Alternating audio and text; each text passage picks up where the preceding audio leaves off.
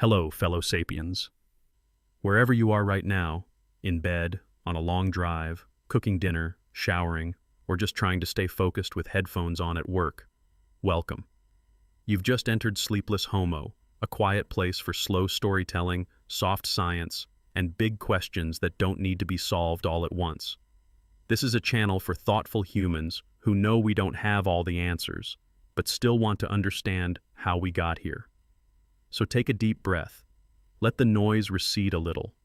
Whether you're winding down before sleep or just carving out a moment of calm in a noisy world, this is your invitation to slow down and listen. If you find value in this kind of content, long-form, fact-based, carefully researched, consider liking and subscribing.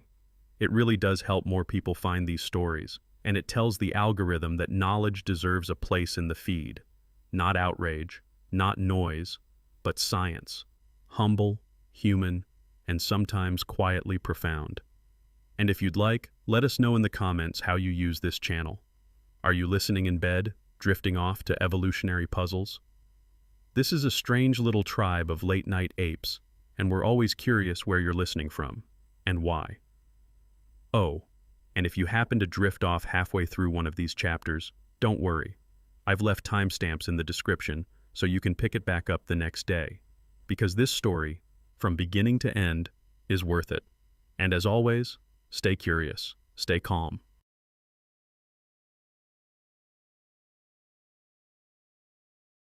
They were no bigger than a fox, maybe a small dog, if you had one. And if you saw one trotting through the forest underbrush 55 million years ago, you wouldn't have called it a horse. You might not have even noticed it. It had toes instead of hooves, a long tail, sharp eyes, and little leaf-chewing teeth made for a green world that no longer exists. This was the world before the hoof, before open plains, before grass itself had taken over the earth. And this tiny creature, which paleontologists later named Eohippus, the dawn horse, wasn't born to be ridden, raced, or ruled. It was born to hide, to nibble, and to survive in the aftermath of disaster. Because the first horses, if we can even call them that, appeared not in a golden age of mammals, but in a reset, a moment when the world had just clawed its way out of the biggest extinction since the dinosaurs. Around 66 million years ago, give or take a few 100,000, an asteroid hit the Earth and killed nearly everything large, famous, and terrifying. The dinosaurs fell, the pterosaurs, the marine reptiles. Giant things lost their dominance, and in the silence that followed, mammals began to creep out of the undergrowth. Small, warm-blooded, and largely unimpressive, they filled the empty ecological roles left behind. And among them were the early perissodactyls, odd-toed grazers, the lineage that would one day include rhinos, tapirs, and yes, horses. But they didn't look like they were destined for greatness. The story begins in what is now North America, in a deep stretch of the Paleocene and early Eocene, roughly between 55 and 30 million years ago. At this time, the planet was a hothouse, literally. There were no polar ice caps, sea levels were high, rainforests stretched almost to the poles, and temperatures spiked dramatically during a strange and still not fully understood event known as the Paleocene-Eocene thermal maximum. Global temperatures jumped several degrees in a geological blink.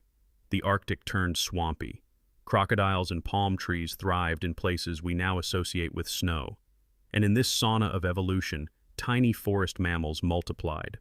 Eohippus, or more formally, Hyracotherium, is often cited as the ancestor of modern horses. But as with most things in paleontology, the labels are messier than the headlines suggest. It was about the size of a terrier. It had 4 toes on its front feet and 3 on the back. That's not a typo. Early horses were multi-toed, forest-dwelling creatures. They didn't run across open grasslands, they didn't have hooves, and they didn't eat grass. Instead, they browsed. Their teeth were small and low-crowned, adapted for nibbling soft leaves, not grinding silica-laced blades of prairie turf. Their limbs were flexible, not elongated. They were built for maneuvering through dense vegetation, not outrunning predators on the plains. And for a while, that worked. The forest provided food, shelter, and cover. Predators were relatively small, and the competition was manageable. But nature rarely stays still. Over millions of years, global temperatures cooled slightly.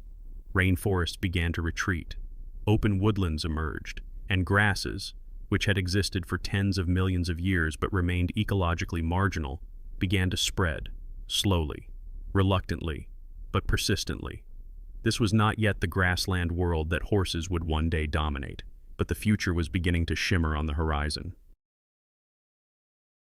As for Eohippus, it diversified. Its descendants, small horse-like species across the Eocene and Oligocene, began to adapt to the shifting environments. Some stayed in forested areas. Others began to evolve traits more suited for running: longer legs, narrower feet, slightly more elongated skulls. The fossil record shows a branching bush of early horse forms, not a single straight line. Some species dead-ended. Others gave rise to new experiments in form and function.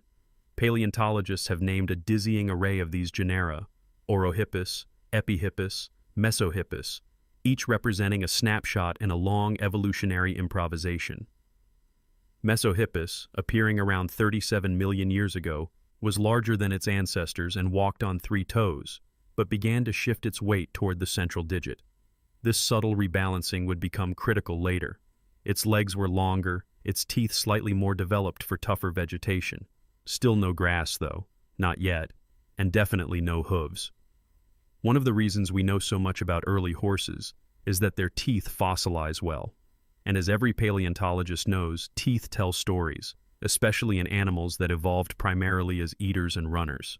In the case of horses, the teeth track a slow-motion shift from forest browsing to open-land grazing, from low-crowned, soft-chewing molars to high-crowned, enamel-armored grinders. It's not a dramatic transition in a single skull. It's a whisper across tens of millions of years. A fossil here, a pattern there.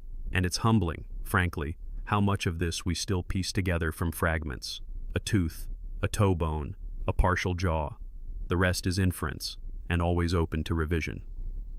What we can say with some confidence is that these early horses were not rare. Fossils from the Eocene and Oligocene show they were widespread across what is now the western United States. Sites in Wyoming, Montana, and the Dakotas have yielded rich assemblages of their bones. And they weren't alone. They lived alongside early rhino relatives, tapirs, and strange, now extinct hoofed mammals that defy easy classification. It was a menagerie of evolutionary experimentation. And the world they lived in, while unrecognizable today, was already setting the stage for the landscapes we now associate with horses. But it's important not to romanticize these animals. They were not noble. They were not beautiful in the way we imagine modern horses. They were survivors, small, nimble, nervous, prey animals in ecosystems ruled by predatory mammals and flightless terror birds. Their evolutionary success was not destiny. It was opportunity plus accident. They just happened to be good enough, fast enough, adaptable enough to persist. And even now, there's debate about how direct the line is from these earliest forms to the horses we know. The fossil record is incomplete. There are gaps. There are species known from a single molar, and others from near-complete skeletons that raise more questions than they answer. Genetic data, where available, only goes so far back. Much of the deep evolutionary history of horses remains a mystery. And like all good science, the best we can do is admit what we know, acknowledge what we don't, and remain open to being surprised. What is clear is that the hoof, the defining feature of modern horses, had not yet arrived. Nor had the brain size, the social complexity, or the endurance running that would one day make Equus one of the most successful mammals on Earth. All of that was still millions of years away. In this first act, the horse was a whisper, a shadow in the forest, a soft-footed grazer with too many toes, navigating a world that was still healing from catastrophe. And yet, something about them worked. Something about their body plan, or their metabolism, or their reproductive strategy, kept them around long enough to change with the world.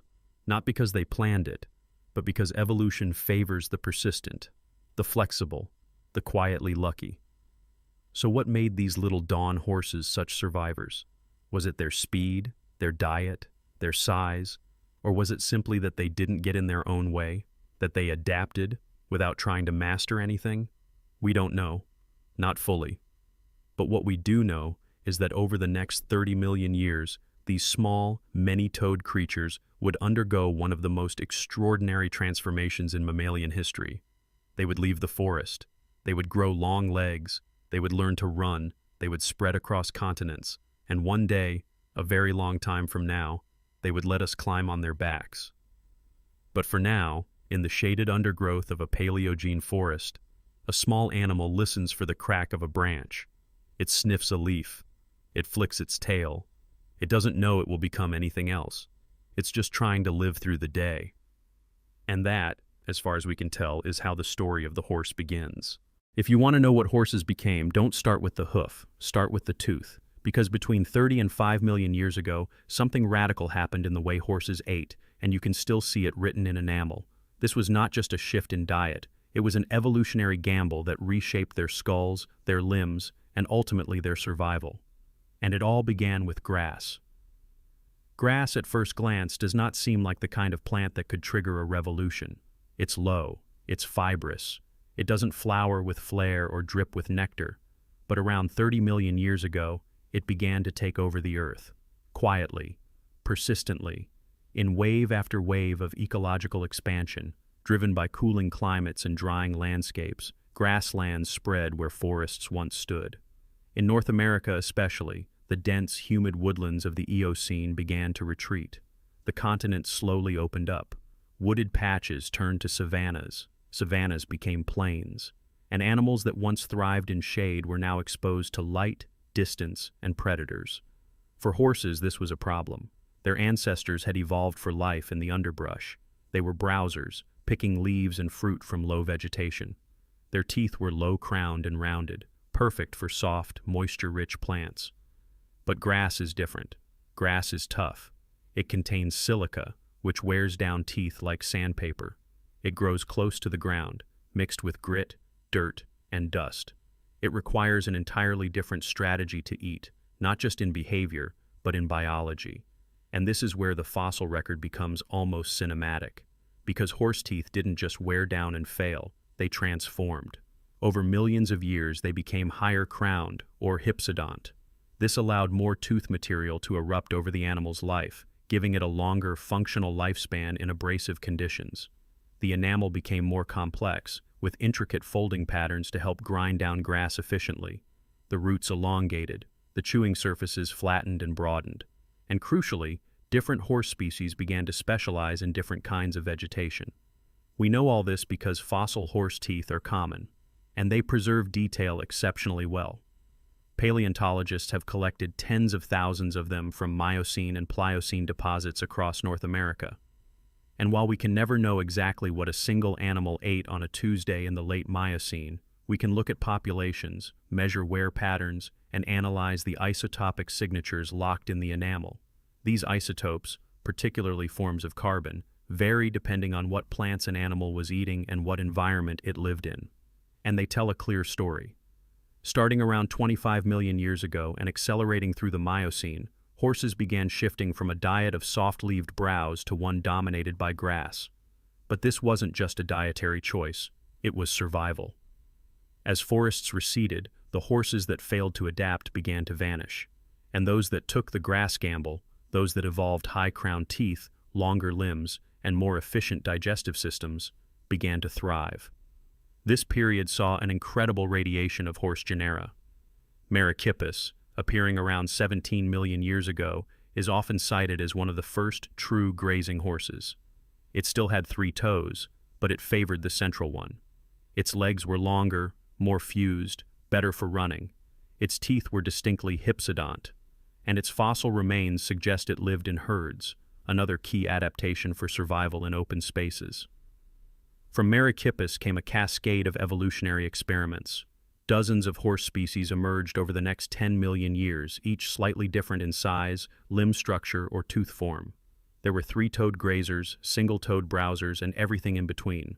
Some, like Pliohippus, bore a striking resemblance to modern horses. Others were stranger, more specialized, or short-lived. It's tempting to draw a straight line through them, as if evolution had a plan. But it didn't. Evolution doesn't work toward an ideal. It selects what works for the moment, in the environment of the present. Some traits persist, others vanish. many branches dead end. And in the case of horses, there were many dead ends. Still, the overall trend is hard to miss. By the late Miocene and into the Pliocene, the dominant horse species in North America were larger, longer-legged, and unmistakably built for grazing. Their teeth speak volumes. Under a microscope, the surfaces are scratched and grooved in patterns consistent with grass-heavy diets. Their jaws are deeper, their skulls longer, and their limb bones suggest a lifestyle increasingly dependent on speed, not just for foraging across wide landscapes, but for avoiding new predators emerging in the open. The adaptation to grassland life didn't happen in isolation. Horses shared these environments with other evolving herbivores, camels, early antelope, and giant ground sloths, to name a few. Each group adapted differently, but horses, uniquely, leaned into the grazer niche more fully than almost any other lineage, and this specialization gave them a kind of ecological superpower. They could process massive amounts of low-nutrient plant matter, cover huge distances in search of food, and maintain large social groups for protection and reproduction.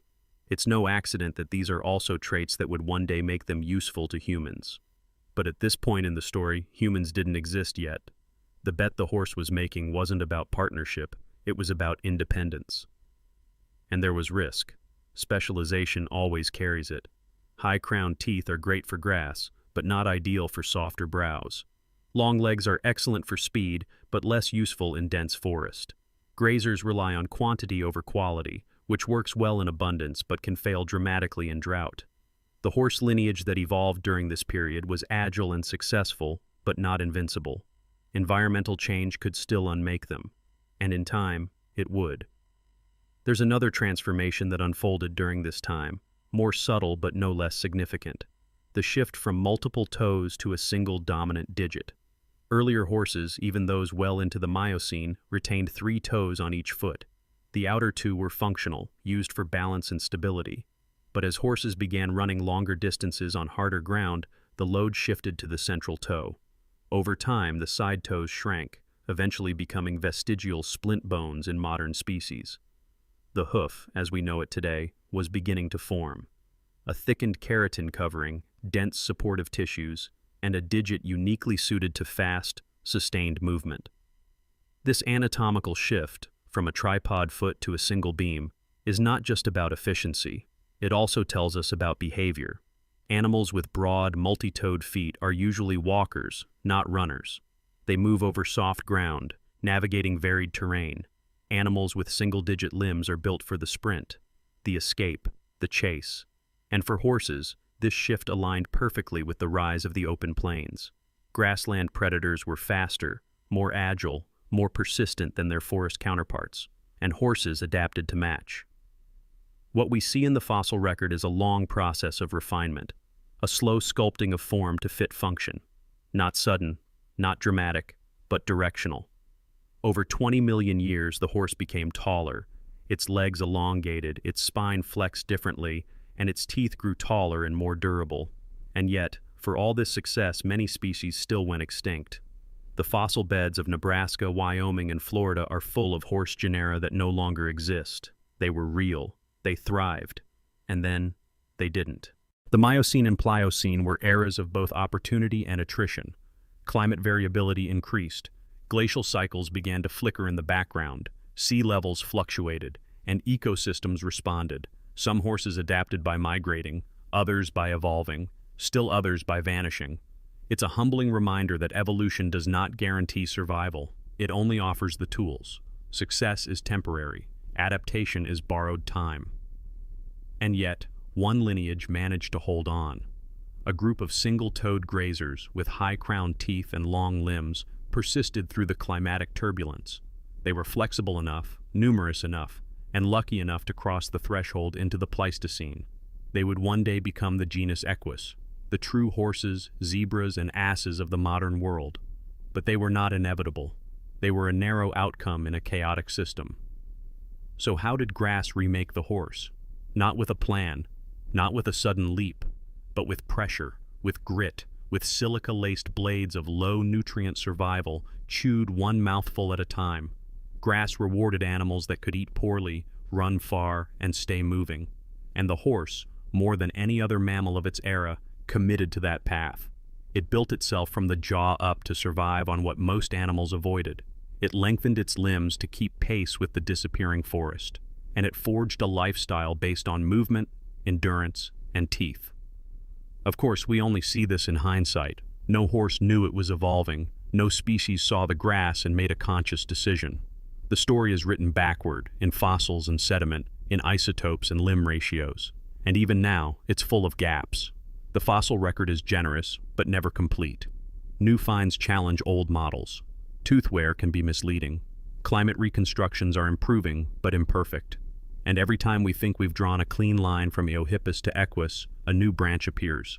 But if we follow the evidence where it leads, the shape of the story holds. Between 30 and 5 million years ago, horses made a bet on grass. They changed their diet, their limbs, and their behavior. And in doing so, they unlocked a new way to live, one that would carry them into new continents, new climates, and eventually into the orbit of a strange primate that would one day see itself reflected in the animal's eyes. Not yet, but soon. And so the question lingers. Why did horses win this round of evolution when so many others failed? Was it just the teeth, the legs, the herding instinct? Or was it something else, a deeper kind of adaptability that let them ride the shifting edge of climate and ecology for tens of millions of years? We don't know, not completely, but we're still digging, still brushing dirt from fossil jaws, still peering into enamel for signs of ancient meals. And sometimes, in the curve of a tooth or the taper of a bone, we catch a glimpse of that long bet on survival, one mouthful of grass at a time. They were born on this land. They evolved, diversified, and galloped across it for more than 50 million years. And then, in what seems like an evolutionary blink, they vanished, gone from the very continent where they first appeared, where they had become one of its dominant mammals. If the horse story began in North America, why did it end here too? This question haunts the fossil record like a hoofprint half buried in snow. Because for all their endurance, for all their success through climatic upheaval and ecological transition, the wild horses of North and South America did not survive the close of the Ice Age. By around 10,000 years ago, they were gone, and we are still trying to understand why. To answer that, we have to begin with what came before. The Pleistocene epoch, starting roughly 2.5 million years ago, was a period of dramatic oscillation. Glaciers advanced and retreated across the northern latitudes. Sea levels rose and fell. Habitats shifted rapidly, from tundra to grassland to boreal forest. And yet, the horses thrived. Not just survived, thrived. Fossil beds from this time show a remarkable diversity of horse species across North and South America. Some were small and stocky, others tall and lean. Some were built for open plains, others for more rugged terrain. And they were not alone. This was the age of giants. Mastodons, mammoths, saber-toothed cats, giant ground sloths, camels, and bison all shared the land with them. It was a continent full of megafauna, shaped by the rhythms of ice and grass and predation. The horse's Pleistocene presence was vast. From the Yukon to the Argentine pampas, their remains are scattered in layers of wind-blown loess, glacial till, and river sediment.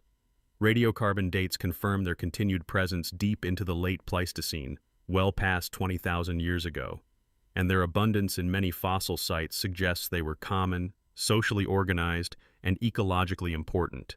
They grazed heavily, shaped plant communities, and likely served as prey for large carnivores. They were not a marginal species. They were part of the ecological core. And then, extinction. Sudden, widespread, and final. Within a few thousand years, perhaps even less, horses disappear from the fossil record across both continents. The youngest direct dates place them near the boundary of the Pleistocene and Holocene, around 10,000 to 12,000 years ago. But there are few signs of gradual decline. In some regions, they seem to persist up until the very edge of disappearance. In others, they vanish abruptly. The patterns are uneven, regionally patchy, and frustratingly hard to pin down. Which leads to the question, why? For decades, two primary theories have dominated this debate. The first centers on climate. As the Pleistocene ended, Earth entered a period of rapid warming. Glaciers melted, sea levels rose, grasslands shrank, forests returned. The environments that had sustained grazing megafauna for hundreds of thousands of years changed, and not gradually. This climatic shift, so the theory goes, may have fragmented horse populations, reduced forage availability, and increased ecological stress. Animals adapted for wide-ranging open landscapes found themselves hemmed in by trees, wetlands, and shrinking habitat. There is support for this. Paleoecological reconstructions show major biome shifts in North America during the terminal Pleistocene. Core samples from lakebeds record changing pollen counts, signaling vegetation turnover. Stable isotope data from fossil horse teeth suggest a shift in diet in the final millennia, perhaps not by choice but by necessity. And similar extinction patterns are seen in other large herbivores. It wasn't just horses. The whole Ice Age megafaunal guild collapsed. Something big was happening. But climate alone may not be enough. After all, horses had survived countless glacial-interglacial cycles before. They had adapted to colder phases, warmer phases, wetter and drier landscapes. Why would this transition be different? That brings us to the second theory, one that is more recent in geological terms and more controversial in tone: human arrival. Sometime between 20,000 and 15,000 years ago, humans entered the Americas. Whether by coastal routes or inland ice-free corridors, they expanded rapidly across both continents.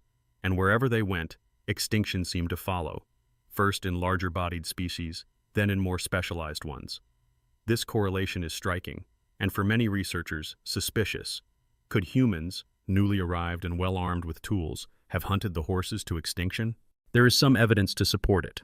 At a handful of archaeological sites, horse bones show cut marks or burn patterns consistent with butchery. Projectile points have been found in direct association with horse remains. And the timing is suggestive. The final disappearance of horses in North America occurs roughly contemporaneously with the expansion of Clovis culture, known for its advanced lithic technology and large game hunting. But the evidence is thin. For a continent-wide extinction, the archaeological record is sparse.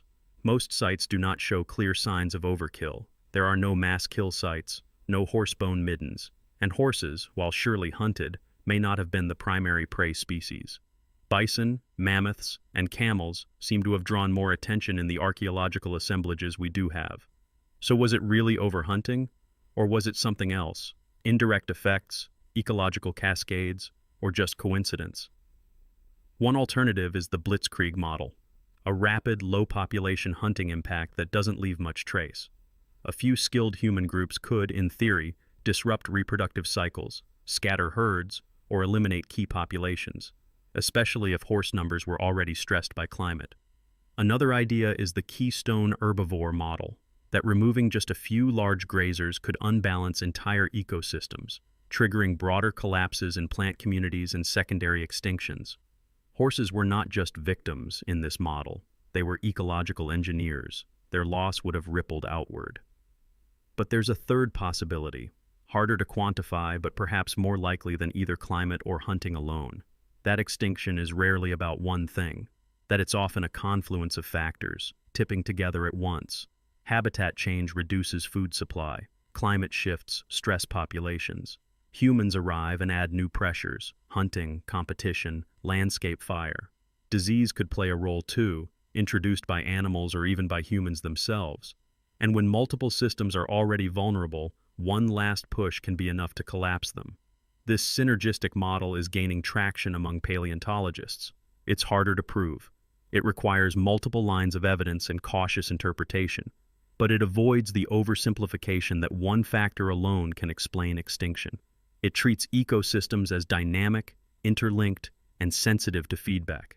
And it fits the fossil record, messy, uneven, incomplete, better than the cleaner stories of climate or humans alone. Still, the haunting part of the story remains.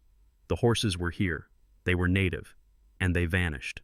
Not from Europe or Asia, but from North and South America, their evolutionary homeland. And the landscape was never the same again. In South America, the story is even murkier. Horses had migrated there during earlier phases of the Pleistocene, likely via the Isthmus of Panama. They established populations in the Pampas and highlands, and then, like their northern cousins, they disappeared. Fossil sites in Argentina, Uruguay, and Brazil all show terminal Pleistocene dates, often alongside other megafaunal extinctions. But human presence in South America was more recent and less widespread during the extinction window. Climate may have played a larger role here, or perhaps we're simply missing the right data. Much of the fossil record remains unexplored, the gaps are wide, and our interpretations are always provisional. What makes this extinction so significant is that it left the Americas without horses for thousands of years. For tens of millions of years, these animals had been part of the ecological web. And then, silence. No hoofbeats, no herds, just bones, scattered in sediment, slowly fossilizing. They would only return much later, under very different circumstances, and from across an ocean. But that is not this story. What remains is a reminder of impermanence. Evolution does not guarantee permanence. Adaptation does not ensure survival. Even the most successful lineages can vanish when the pressures align. The horse, once a symbol of endurance and movement, became a casualty of transition, and we still don't fully understand the final cause. Was it us? Was it the sky, the ice, the grass? Or was it some quiet combination of change and chance that no model can yet explain? We may never know with certainty, but the fossils keep speaking. The sediment layers keep offering their mute testimony, and every time we dig into late Pleistocene strata and find another molar, another cannon bone, another partial jaw, we are reminded that extinction is real. It is not an abstract risk. It has happened before. It will happen again. And the horse, for all its strength, was not immune. The haunting question is not just why the horses died. It's why they lived so long before that. 50 million years of success. And then, just like that, the hoofprints stopped. Extinction is rarely a clean ending. It leaves loose ends, strange absences, and stories that don't quite add up, especially when it happens in the fossil record, where survival and absence can sometimes look exactly the same. If a species stops appearing in the ground, do we know it truly vanished, or have we simply not found where it was hiding? These are not just philosophical questions. In paleontology, they are practical problems, because we do not dig through history like a book. We dig through debris, and what that debris preserves or forgets shapes everything we think we know. Sometime around 10,000 years ago, the last truly native horses of the Americas disappeared. Not just the big-bodied grazers of the northern plains, but also the smaller, more slender species scattered across the mountains of Mexico and the floodplains of South America. One by one, they fell out of the record, and for a long time, that seemed like the end. A line drawn through their story, until they reappeared, not in bone or tooth, but in motion, galloping across the prairies, thundering through stories, disrupting centuries of scientific certainty. Because by the time European chroniclers arrived, some said they saw horses already moving freely across the land, wild, untethered, and no one could agree whether they had ever really left. The mystery begins with silence. For nearly 10,000 years, from the end of the Pleistocene until the start of recorded contact, there are no confirmed fossil horse remains anywhere in the Americas.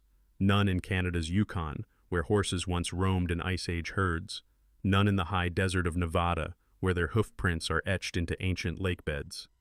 None in the fossil-rich layers of the Argentine pampas, where saber-tooths and glyptodonts still emerge from wind-scoured cliffs. Just absence. A wide, uneasy quiet. And yet, science has learned not to mistake silence for certainty. The fossil record is not a perfect archive. It is full of holes. It is shaped by bias, randomness, and accident. The conditions that preserve a skeleton in one place may dissolve it entirely in another. Some sediments are too acidic, others too dry. Some bones are too small, too scattered, or simply too far beneath the modern surface to ever be found. Paleontologists call this the problem of preservation potential, the idea that most organisms do not become fossils, and those that do are not evenly distributed across time and space. Fossils are survivors of geological chance. And even when the conditions are right, humans have to look in the right place. Some sites, like Florida's Montbrook fossil bed, have been dug for years before revealing their secrets. Others remain unknown, buried beneath cities, farms, or forests. Entire species may have existed for thousands of years without leaving behind a single complete skeleton, just a molar, a hoof bone, or a splintered vertebra too weathered to identify.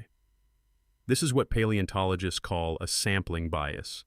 Not everything that lived is equally likely to be discovered. The record favors the large, the numerous, and the lucky. To deal with this uncertainty, modern scientists have turned to mathematics. Statistical models now allow researchers to estimate not just what is present, but what is probably missing. By looking at known fossil data and running simulations, essentially asking, what would we expect to find if we kept digging here for another 100 years? Paleontologists can calculate the probability that an absence is real. In some cases, like the Montbrook site in Florida, this has helped resolve genuine mysteries. When two species of fossil horse seem to be missing from the otherwise rich 5 million-year-old layer, computer models showed that one of them was likely never there to begin with. The other just hadn't been found yet. This type of inference has transformed how we think about extinction. It suggests that the disappearance of a species from the fossil record does not always mark its true death. It could have persisted in small numbers, in remote areas, or in ways that left little trace. In paleontology, this is called the Lazarus effect, named after the biblical figure who returns from the dead. A Lazarus taxon is any organism that vanishes from the record, then reappears much later. It is a reminder that absence is not the same as extinction. But it also raises a deeper question. How do we know when something is truly gone? The story of the American horse forces us to wrestle with this uncertainty. After 10,000 years of apparent silence, horses return, first in art, then in eyewitness accounts, and eventually as physical populations on the landscape. But what if they had never fully disappeared? Could small, scattered horse populations have survived in isolated valleys or refugia? Could their bones have been destroyed by acidic soils, consumed by scavengers, or simply overlooked by the pick and brush? Some fringe theories suggest this, that the extinction was not total, that relict populations may have persisted, unrecorded, until historical times. There is no conclusive evidence for this. No reliable radiocarbon dates of horse bones in the Americas between 10,000 and 500 years ago. But that does not mean the possibility is zero. It simply means the burden of proof has not been met. And so we are left with a puzzle. A creature that once dominated a continent, vanishing without a clean forensic trail. A species that leaves behind more questions than bones. And this is where paleontology meets humility. Because as scientists, we are trained to work with what we have, but we are also trained to admit what we do not. The gaps in the record are not failures, they are invitations. Every missing layer is a reminder of the scale of what we still don't know. And when it comes to horses, the scale is vast. Tens of millions of years of evolutionary history, thousands of fossil sites, and yet whole intervals still feel like blank pages. This is why statistical modeling is so important. It lets us work with absence instead of being paralyzed by it.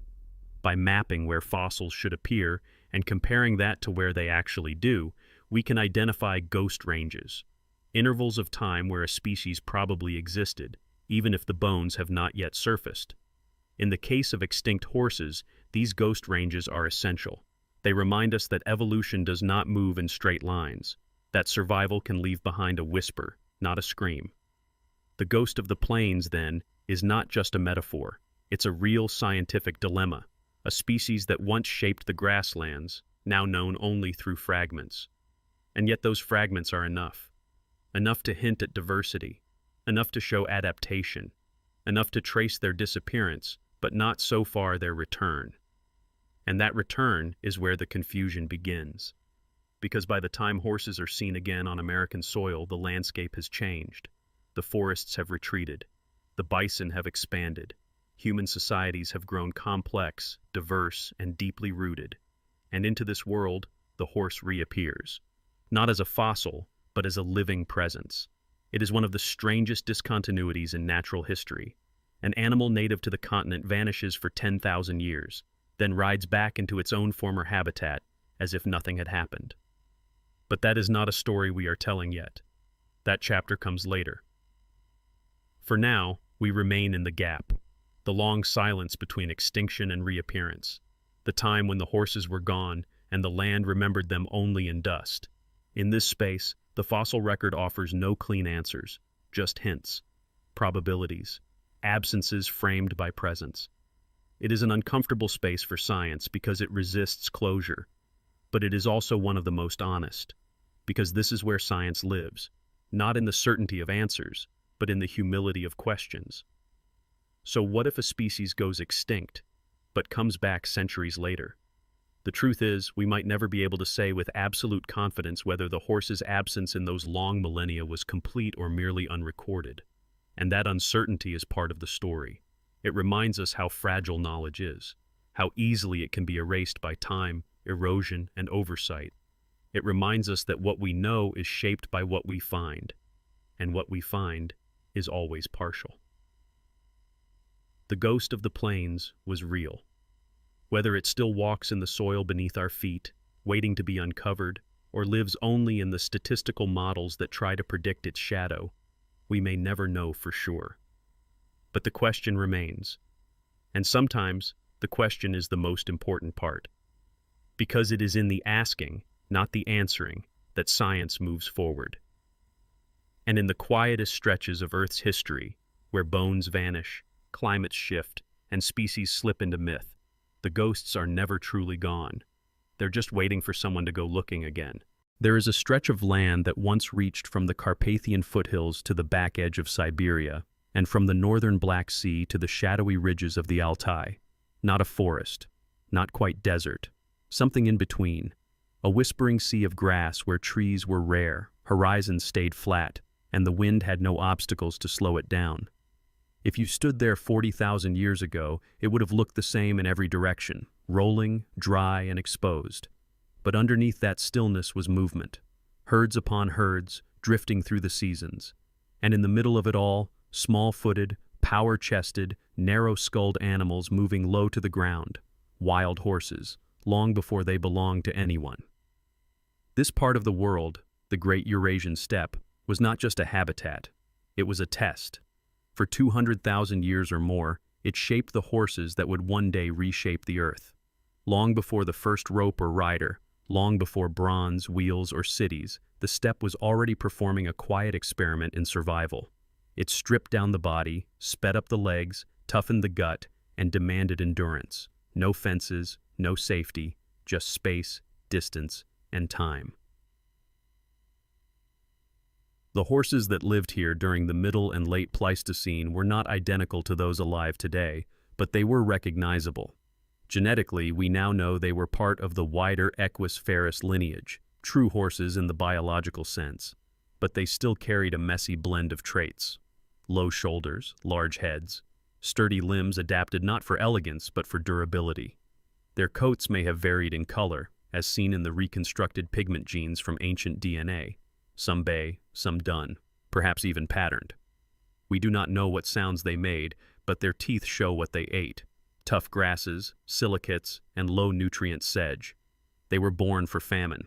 From what we can reconstruct, these horses did not travel alone. The fossil record places them alongside aurochs, mammoths, reindeer, and various predators, wolves, lions, and even the Eurasian cave hyena. This was a biome defined by movement and death. The winters were long, and shelter was minimal. The advantage belonged to animals that could detect danger early, outrun it when possible, and travel long distances in search of dwindling resources. Horses, with their panoramic vision, efficient stride, and herding instinct, thrived here. But not effortlessly. Their survival was purchased in blood. What made the Eurasian steppe so critical was not just its harshness, but its continuity. It existed, in some form, for hundreds of thousands of years. While glacial pulses pushed forests south and then pulled them back north, while deserts crept and retreated, the steppe endured. A corridor of dry grassland that connected Western Europe to Central Asia. And because of that, it became a superhighway of evolutionary pressure. Populations could move, mix, and diverge, and they did, leaving behind enough fossil bone and genetic residue to track their paths in faint lines. Thanks to ancient DNA extracted from horse teeth and bones dated from nearly 50,000 years ago to just a few thousand, we now know that there were several distinct lineages of wild horses across the steppe. Some of these are now extinct. Others, like the one that gave rise to modern domesticated horses, only became dominant much later. But the genetic picture shows long periods of coexistence. Diversity, not uniformity. Evolution doesn't act like a blueprint. It sprawls. Populations split and rejoin. Some go extinct. Others absorb their cousins. It is not a tree, it is a braid. And it is in this tangled evolutionary braid that the horse was quietly becoming what it needed to be. The shift from earlier wild horses to what scientists sometimes call pre-domestication candidates is subtle but trackable. These were horses that already had the right traits for partnership: low reactivity, strong herding behavior, high reproductive turnover, and above all, endurance. Endurance mattered more than speed. A fast horse is useful for a predator, but an enduring one is useful for a human. And endurance is shaped by many things: heart size, oxygen uptake, muscle composition. The horses of the steppe were becoming specialists in this. We know from isotopic studies of their bones and teeth that these horses had highly seasonal diets. They adapted to the lean months of winter by switching plant types, often eating poor quality forage that would kill more selective feeders. Their teeth grew long and hard, with deep enamel ridges that could handle grit and ice, and their limbs showed signs of increasing cursoriality, the evolutionary term for long-distance runners, not built for quick bursts, but for mile after mile. These were the biological blueprints of the future. One of the most significant clues comes not from the skeletons, but from the genome. In 2021, a team of paleogeneticists mapped the full genome of several ancient horse populations from across the steppe and found that even 30,000 years ago, some of them already showed genetic signatures linked to modern horse physiology. It is difficult to say what these traits meant in real life. This is where genetics must be interpreted cautiously, but it implies that the raw material for domestication was already present, long before the first halter. Importantly, these steppe horses were not yet being used by humans, or at least there is no unambiguous evidence for it during this window. We are still firmly in the pre-contact period, but we know humans were there. Sites across the southern Ural region, parts of modern-day Kazakhstan, and further west near the Dniester Valley all contain Upper Paleolithic artifacts, sometimes with horse bones mixed in. Cut marks on bones suggest consumption, but that is different from partnership. Hunting an animal is not the same as herding it. Still, the proximity matters, because it sets the stage, a stage in which wild horses and humans are moving through the same space, reacting to the same climate fluctuations, and adapting to the same grassland world. This is how domestication becomes possible, not suddenly, but through prolonged exposure. A horse that flees when approached is wild, but a horse that flees, then circles back to rejoin its herd near a human settlement, is showing a different kind of reaction. And it is in these reactions, over thousands of years, that the possibility of a future emerges. But here, again, we must be careful. Not every horse on the steppe was on a path to domestication. Most were not. Domestication is not an inevitable outcome of evolution. It is an accident of overlap. A series of strange, contingent choices made by small groups of humans under specific pressures. The steppe provided the backdrop, but it did not write the script. And for thousands of years, horses continued to live on these plains without anyone claiming them. What the steppe did offer, uniquely, was scale. No other region on Earth provided such a vast, continuous expanse of horse-friendly terrain. No other biome funneled so many ungulates into such open territory. No other landscape created such predictable seasonal challenges, which rewarded sociality, movement, and adaptability. In this sense, the steppe was less a birthplace and more a crucible. It burned away the unnecessary. It forced a very specific kind of resilience. And in doing so, it quietly created the template for what a domesticated horse could become. One population in particular, which would later give rise to the dominant domesticated bloodline, seems to have emerged in the western part of this zone, near the lower Don and Volga rivers. Genetically, it began to rise in frequency around 6,000 years ago, though its precursors likely existed much earlier. But for now, in the time before halters and harnesses, it was still just another wild lineage, navigating the frost-hardened steppes and dodging wolves. So what made this horse different? Perhaps nothing at first. Perhaps it was simply luck, a slightly more docile temperament, a slightly better fit for the needs of a neighboring human group. Or perhaps it was geography, a location close enough to early settlements that it invited curiosity. The truth is, we do not know. And this is where humility returns to the story. Because for all our ancient DNA, our isotopes, and our fossil teeth, we are still telling this tale backward. We know where it ends, but the beginning is lost in wind. And yet there is something comforting in that. A reminder that not all origins are knowable. That sometimes, evolution doesn't leave a signature, just a shape, a pattern, a hint of future possibility. The steppe was full of these. It still is. Even now, in the more remote parts of Mongolia and Kazakhstan, wild horses can be seen tracing the same migratory paths their ancestors once did, pausing to graze in the lee of a hill, vanishing into a pale horizon. They do not know the history they carry. They do not know that their bones are in our museums, or that their DNA is in our databases.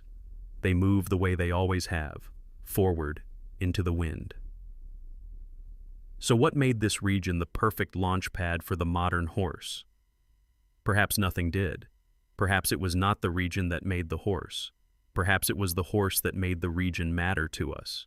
Because without it, the steppe is just grass and wind. With it, it becomes the quiet forge of everything to come.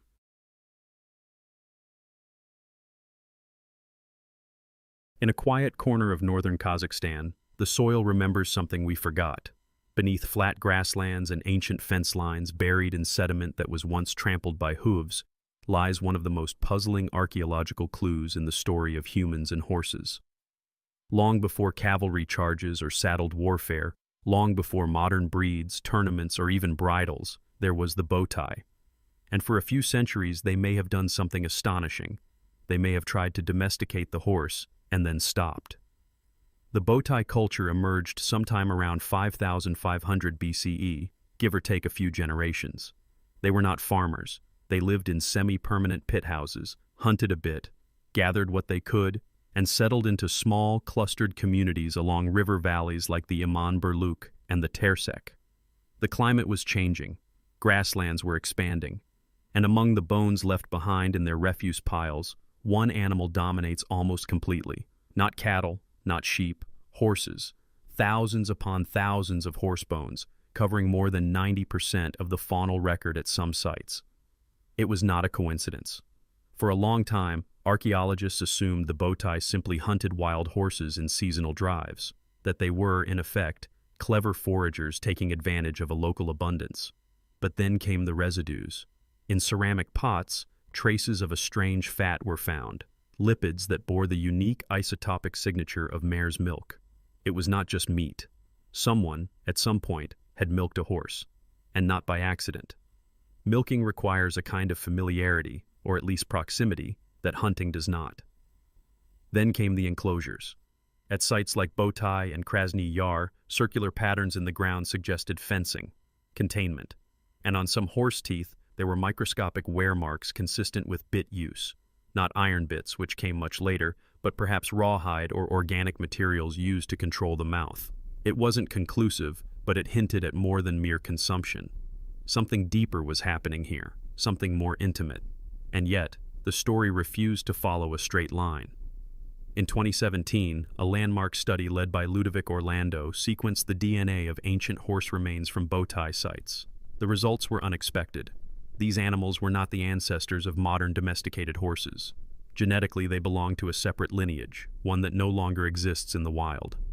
The only modern relative still alive today from this genetic branch is the Przewalski's horse, an endangered species once thought to be the last truly wild horse on Earth. But even that has proven complicated. Most living Przewalskis carry some signs of past domestic introgression, and the bow tie horses may not have been entirely wild either. So what were they? The answer seems to be this. The bow tie horses were local, semi-managed, but never fully transformed. They were exploited, familiarized, possibly corralled, but not reshaped. No selective breeding, no managed reproduction, no long-term continuity of genetic traits passed intentionally. If this was domestication, it was early stage, messy, and ultimately abandoned. A missed opportunity, not a triumph. Why? That question has haunted the field for years. The bow tie had the animals. They had the milk. They had the bones and the enclosures and arguably the cultural context to build on it. And then, nothing. The culture faded. The horses scattered. There is no evidence of transmission. The practices, whatever they were, did not spread beyond the region. And 1,000 years later, when the true ancestors of modern horses did begin to emerge on the Pontic-Caspian steppe to the west, they bore no genetic trace of bowtie blood. It is as if the entire episode was erased, a domestication that did not stick. There are theories, of course. Some suggest environmental stress. Perhaps the local ecology shifted in a way that made sustained horsekeeping impractical. Others point to the social structure of the bowtie themselves.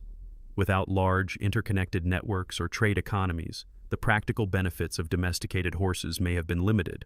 Why invest in breeding and selection if you do not need to travel, trade, or fight over distance? Another possibility is that this was never intended to be domestication in the full sense. The bowtie may have simply tamed horses to make them easier to kill. Temporary corrals, passive herding, a relationship rooted in consumption, not companionship. The fact that some horses may have worn bit-like materials does not mean they were ridden. They may have been restrained. Milking is easier when the animal is held still. Still, it is difficult not to feel the ghost of a turning point here, the beginnings of a trajectory that could have changed human history much earlier, but didn't. Because when we look back, we tend to draw straight lines, from wild to tamed, from tamed to trained, from trained to transformed. But the real story is messier. It includes false starts, lost branches, cultural dead ends, and the bowtie were one of them. Their horses were wild enough to resist, tame enough to tempt, but never fully pulled into the human fold. And when the bowtie disappeared, so did their equine experiment. All that remains is the archaeological trace, the mare's milk in the pots, the scatter of bones, the circular shadows in the soil. But even in that disappearance, there is something vital, because it tells us that domestication is not just biology, it is memory, continuity, intent. Without cultural transmission, the knowledge of how to manage, feed, care for, and breed horses fades. And when it fades, the animals revert. They do not stay still. The genetic lineages of bowtie horses eventually vanish from the record. Their brief moment of proximity to humans, their halfway transformation, is gone. We sometimes think of domestication as a kind of inevitability, that if the conditions are right, it will happen. But the bowtie remind us that this is not true. They remind us that animals do not simply domesticate themselves, and that humans must choose to continue that relationship over time. The horse did not become domestic because it wanted to. It became domestic because someone eventually kept choosing it, generation after generation. The bowtie chose, briefly, and then they didn't. This is perhaps the most humbling part of the story, that we do not always carry forward the inventions we stumble upon, that we can milk a horse, build a fence, even tether it by the mouth, and still not make the leap. Because culture is not just about innovation. It is about memory, transmission, desire. The bowtie have left us no texts, no songs, no oral histories we can decode, just the residue of milk, the geometry of pits, and the stubborn bone record. From this, we piece together the silhouette of a moment when humans and horses stood on the edge of something enormous and turned back. Was it fear, practicality, indifference? We do not know. But what we do know is this. 1,000 years later, on a different part of the steppe, someone else would try again, and that time they would not forget. So was this the first domestication? Or was it something else? An experiment never meant to last. And if horses had never been domesticated again, would we even know the bowtie existed? Their hoof prints are gone, but in the dirt, in the isotopes, in the lipid traces, the memory lingers, not of success, but of a fork in the road, and of the path not taken. It is one of the strangest facts in the entire evolutionary record of horses. For nearly 50 million years, Equidae had thrived, diversified, vanished, and reappeared in waves across the American continents. Their teeth evolved, their toes disappeared, their bodies stretched into runners, and their diets adapted to global climate shifts. For most of that time, no single horse ever conquered the earth. And then, suddenly, around 4,200 years ago, one bloodline did. Not because it was stronger, not because it was faster, not because of anything it did, in fact. This horse became the ancestor of nearly every horse alive today because it got picked, not by nature, but by humans. And unlike the early attempts that fizzled out, this time, the choice stuck. The place was the Pontic-Caspian steppe, a vast belt of grassland that stretches from the eastern edge of modern-day Ukraine through southern Russia and into western Kazakhstan. For hundreds of thousands of years, this landscape had been home to wild herbivores, including herds of undomesticated horses that had roamed its slopes since at least the Middle Pleistocene. But around 4,200 years ago, something changed. A culture appeared that began to not just use horses, but to control them. This is not a guess. This is not based on pottery sherds or vague pictographs. This is written in the genome.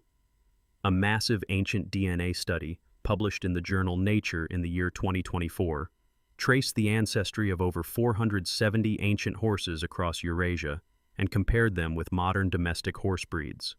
What it found was nothing short of revolutionary. Starting around 4,200 years ago, one horse lineage, previously local to the western steppe, began to explode in presence. Within a few centuries, it had replaced nearly every other local horse population from Spain to Mongolia. This was not a gradual diffusion, it was a genomic takeover. The origin point of this genetic surge points directly to the western Eurasian steppe. And while debates remain about exact tribal affiliations or individual groups, archaeological context increasingly supports the idea that it was the Bronze Age culture now known as the Sintashta who took horse management to the next level. They did not just milk horses, they bred them, they trained them, they built infrastructure around them. Most notably, they built wheels. This was the age of the chariot. The Sintashta were not a massive empire. They were not a dominant civilization in the sense of towering cities or sprawling trade routes, but they were innovative, organized, and unusually invested in metalwork and mobility.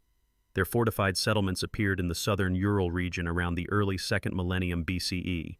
Inside these settlements, archaeologists have found chariot parts, copper-working tools, and, crucially, horse remains buried in ritual contexts, not as meat, but as something more sacred. The appearance of spoked-wheel chariots at this time is no small thing. It marked a fusion of wheel technology, metallurgy, and animal domestication that created a new category of weapon, transport, and social power. The horse, when yoked to a chariot, became not just useful, it became strategic. It could turn warfare, trade, and ritual into something faster, louder, and further reaching than ever before.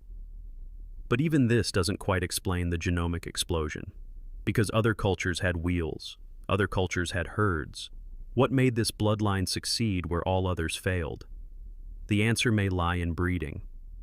There is strong evidence that the horses selected by the Sintashta were not only tamed, but actively bred for traits humans valued: speed, strength, tractability, and reproductive success in captivity.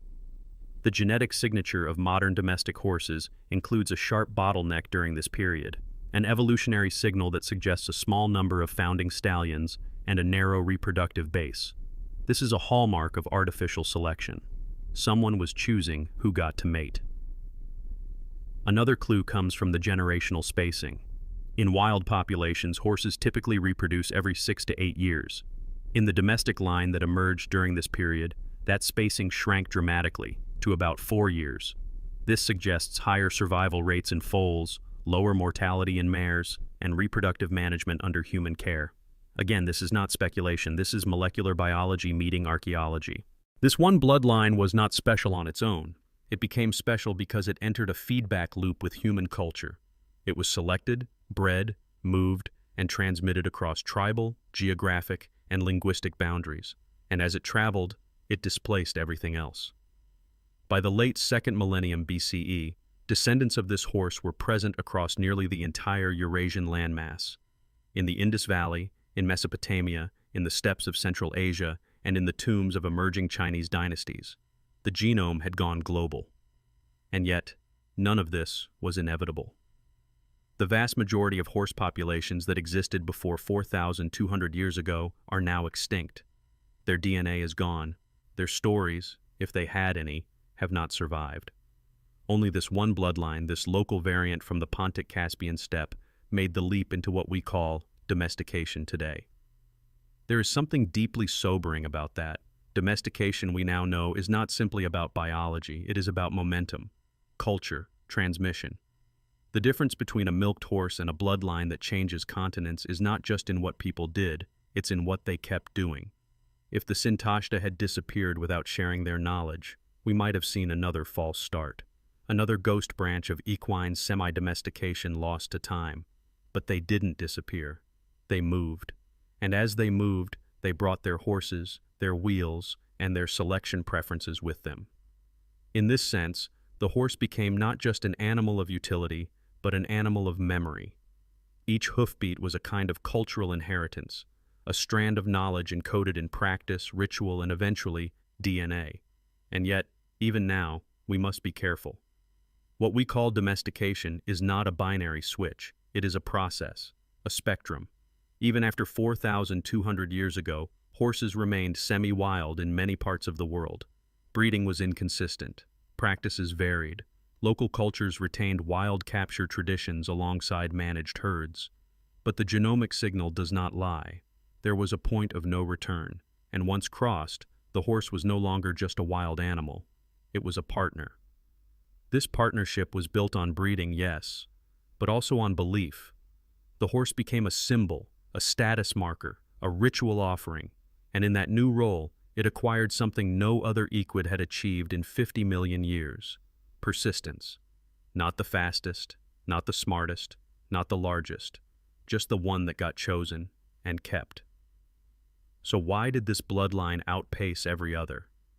Because someone kept betting on it, and that bet, for better or worse, changed the world. If you trace back your riding horse, your racehorse, your working mare, your show stallion, your old gelding that eats hay in the backyard barn, they all lead here. To a patch of wind-cut grassland 4,200 years ago. To a decision someone made again and again, to not just ride the horse, but to remember it. No one in the Bronze Age knew what a genome was. There were no chromosomes laid out on clay tablets, no mitotic diagrams scratched into ritual stones. But that didn't stop them from bending the future of an entire species with quiet, generational intent. Somewhere between 4,000 and 3,000 years before the Common Era, humans began breeding horses like they meant it, not just keeping them, not just riding them, but shaping them without maps of DNA or lectures in animal husbandry, shaping them with patience, with cultural memory, and with a biological instinct older than science: selection. The results are written not in text, but in sequence. The domestic horse, the one we now recognize as Equus caballus, carries in its body the fossilized echoes of those early breeding decisions. But you have to look in the right places. Not the bones, not the hooves. The clues hide in the mitochondria and in the Y chromosomes. And both, interestingly, tell different stories. Let's start with the mitochondria, the energy factories inside every cell, inherited only from the mother. When scientists sequenced the mitochondrial DNA of modern horses and compared it to ancient remains, they found something curious: an enormous amount of diversity, dozens of distinct maternal lines. This suggests that early domestic herds preserved or absorbed a wide range of wild mares. The female side of the species remained genetically rich, flexible, adaptive. But the male story is different, shockingly different. When researchers analyzed the Y chromosome, the segment passed only from father to son, they found a collapse. Nearly all modern domestic horses trace their paternal ancestry back to just a few stallions, sometimes as few as one. This is a genetic bottleneck so narrow it might as well be a pinhole in evolutionary history. And it doesn't happen by accident.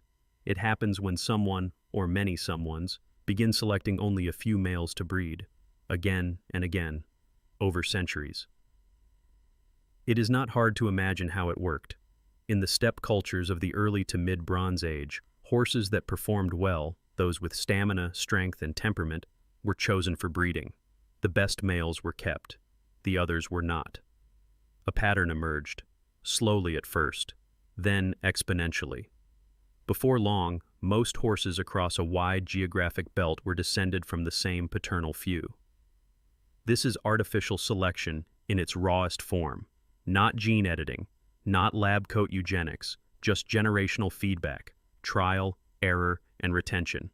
And while the humans driving this process didn't understand alleles or mitochondrial drift, they absolutely understood results.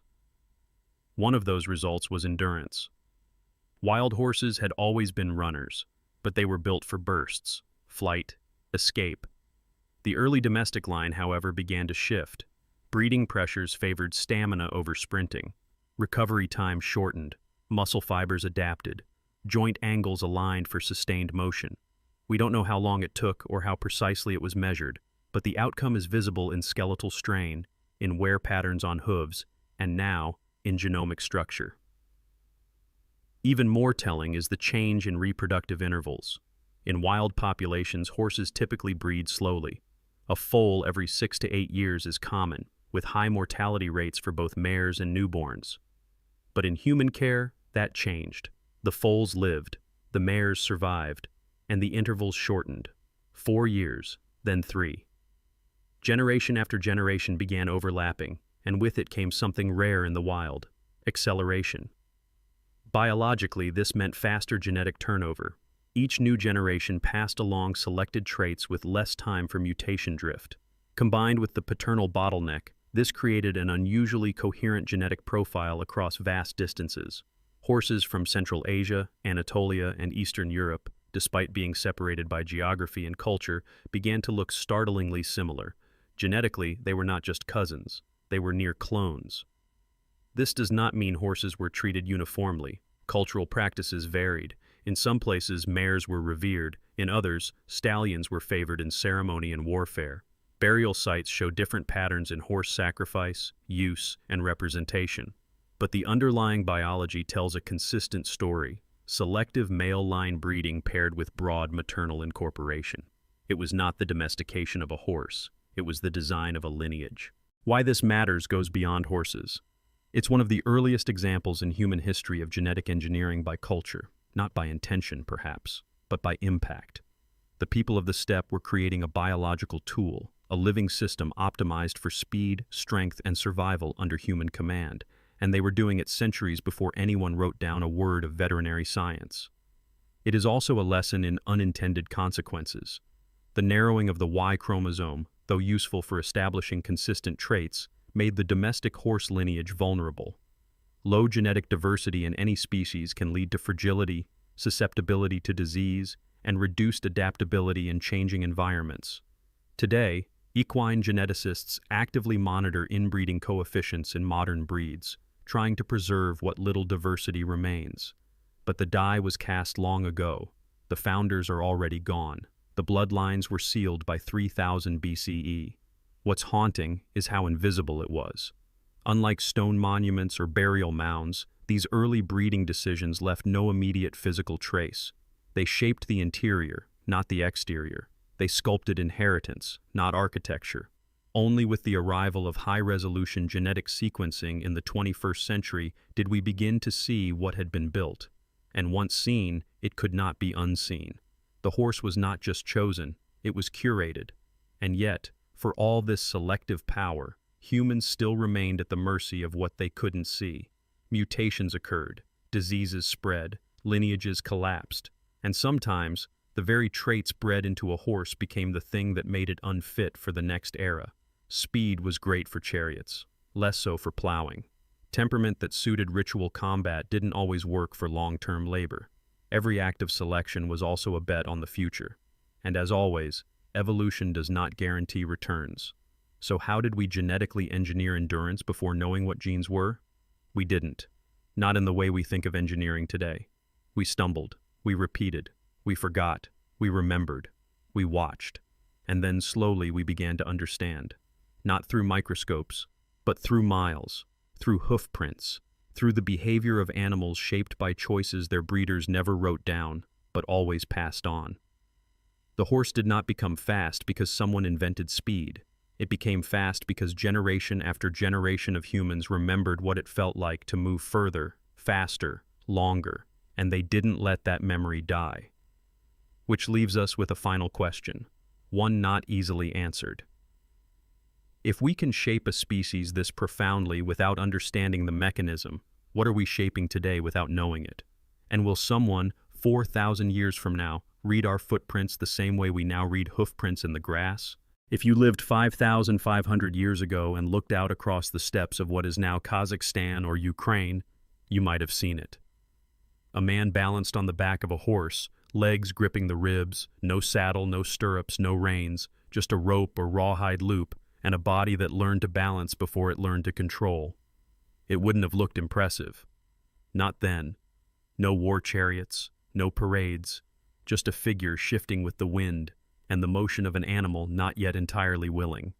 But this moment, the moment a human climbed aboard and stayed, may be one of the most significant disappearances in the fossil record. Because riding doesn't leave a signature. Not easily. Not at first. For decades, archaeologists assumed horseback riding must have started after horses were already widely used for draft, meat, and milk. That domestication would naturally lead to mobility. But the physical evidence lagged behind. Horses decomposed, ropes rotted, bones didn't tell you what someone did on top of them. And for a long time, riding was inferred only from art or mythology, not from anatomy, until the bones started talking back. The first clue came from the mouths of horses themselves, more precisely, their teeth. Horses don't bite metal naturally, but bits, those rudimentary mouthpieces used to guide and restrain them, leave marks, tiny abrasions, depressions on the first premolars. And around 30 years ago, researchers began identifying wear patterns that didn't match grazing or age.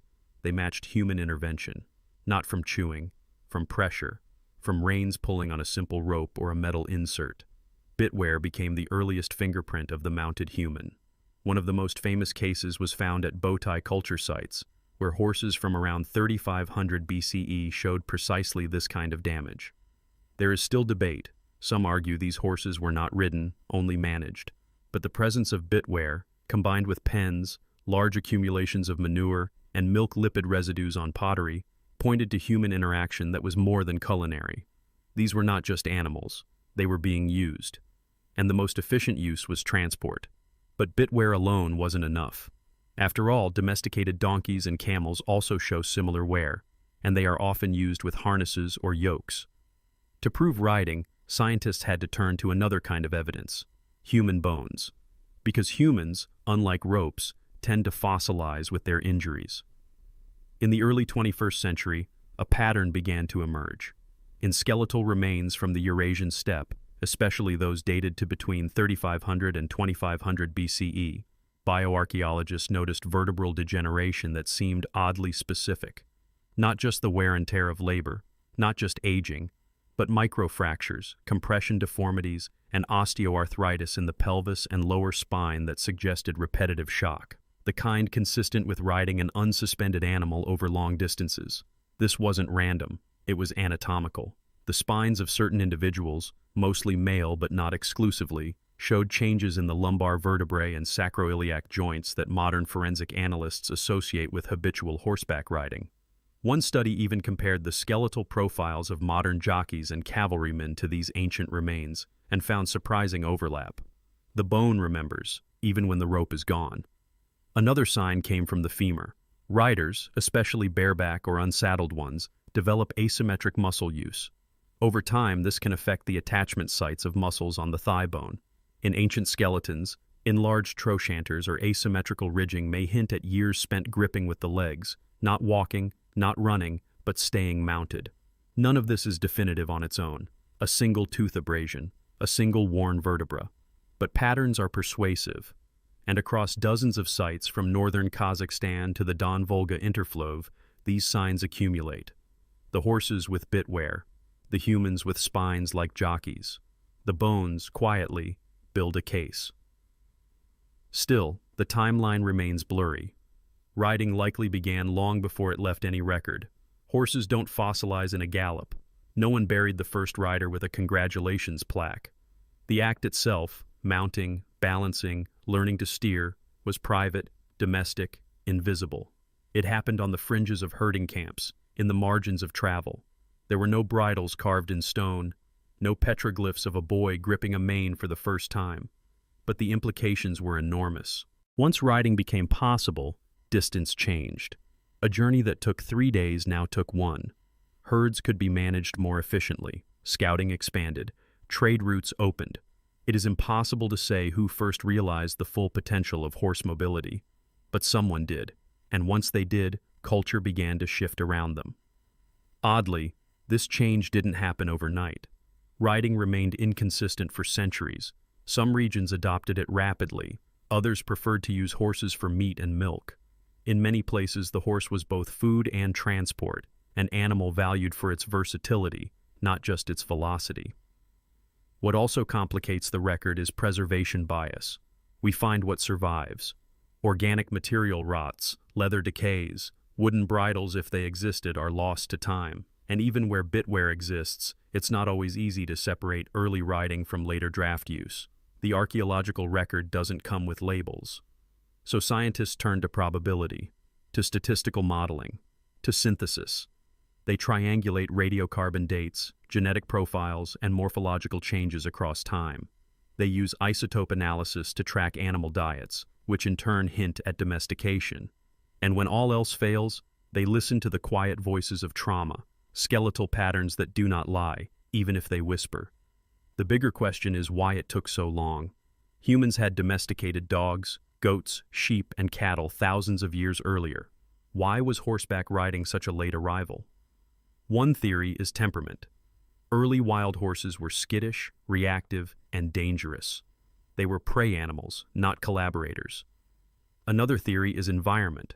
Perhaps the cultures who first domesticated them lacked incentive or need for riding. After all, a horse is only useful if you have a reason to go somewhere quickly. But perhaps the real reason is more human. Riding a horse is a leap of trust, and no animal that size allows a human on its back without some form of relationship, however forced. The first riders weren't conquerors, they were negotiators. They had to be. A bucking, panicked horse can kill you as easily as it can carry you. In that sense, the act of riding was not just technological, it was psychological. A shift in how humans saw themselves, not just as hunters, but as partners, not just as caretakers, but as pilots of another mind. And perhaps that's why it matters. The first rider left no name, no mark, but they started something that would echo for millennia. So how do you find a rider when all you have is a skeleton? You don't, not directly. But if you listen closely, the bones start telling you a story. A tooth scraped in a way it shouldn't be, a spine bent by miles, a pelvis worn by rhythm. And from these faint signals, a picture forms, not of one man or woman, but of a culture slowly learning to move faster than its feet could carry. It is a story of motion without map, of instinct without instruction, of the moment we stopped walking and started riding into a new world of distance, risk, and speed. And the haunting question remains: how many revolutions in history left no trace at all, except in the way a body wore itself down? By 2500 BCE, one horse lineage had quietly begun what would become the most successful biological expansion of any large mammal that wasn't human.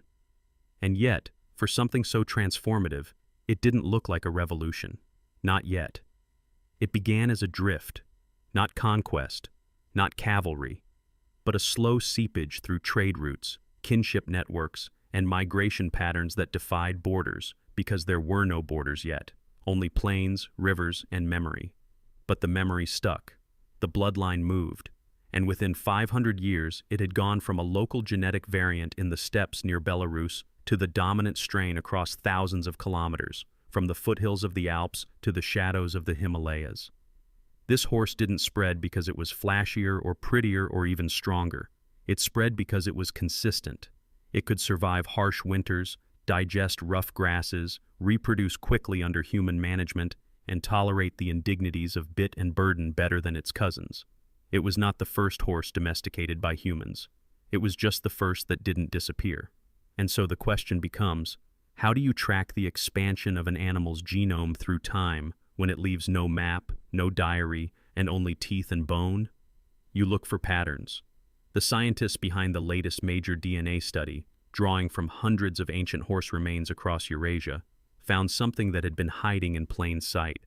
Around 4,200 years ago, a new genetic signature emerged in horses on the Pontic-Caspian steppe. This bloodline, now identified as the ancestor of almost every modern domestic horse, began spreading outward, slowly at first, and then rapidly.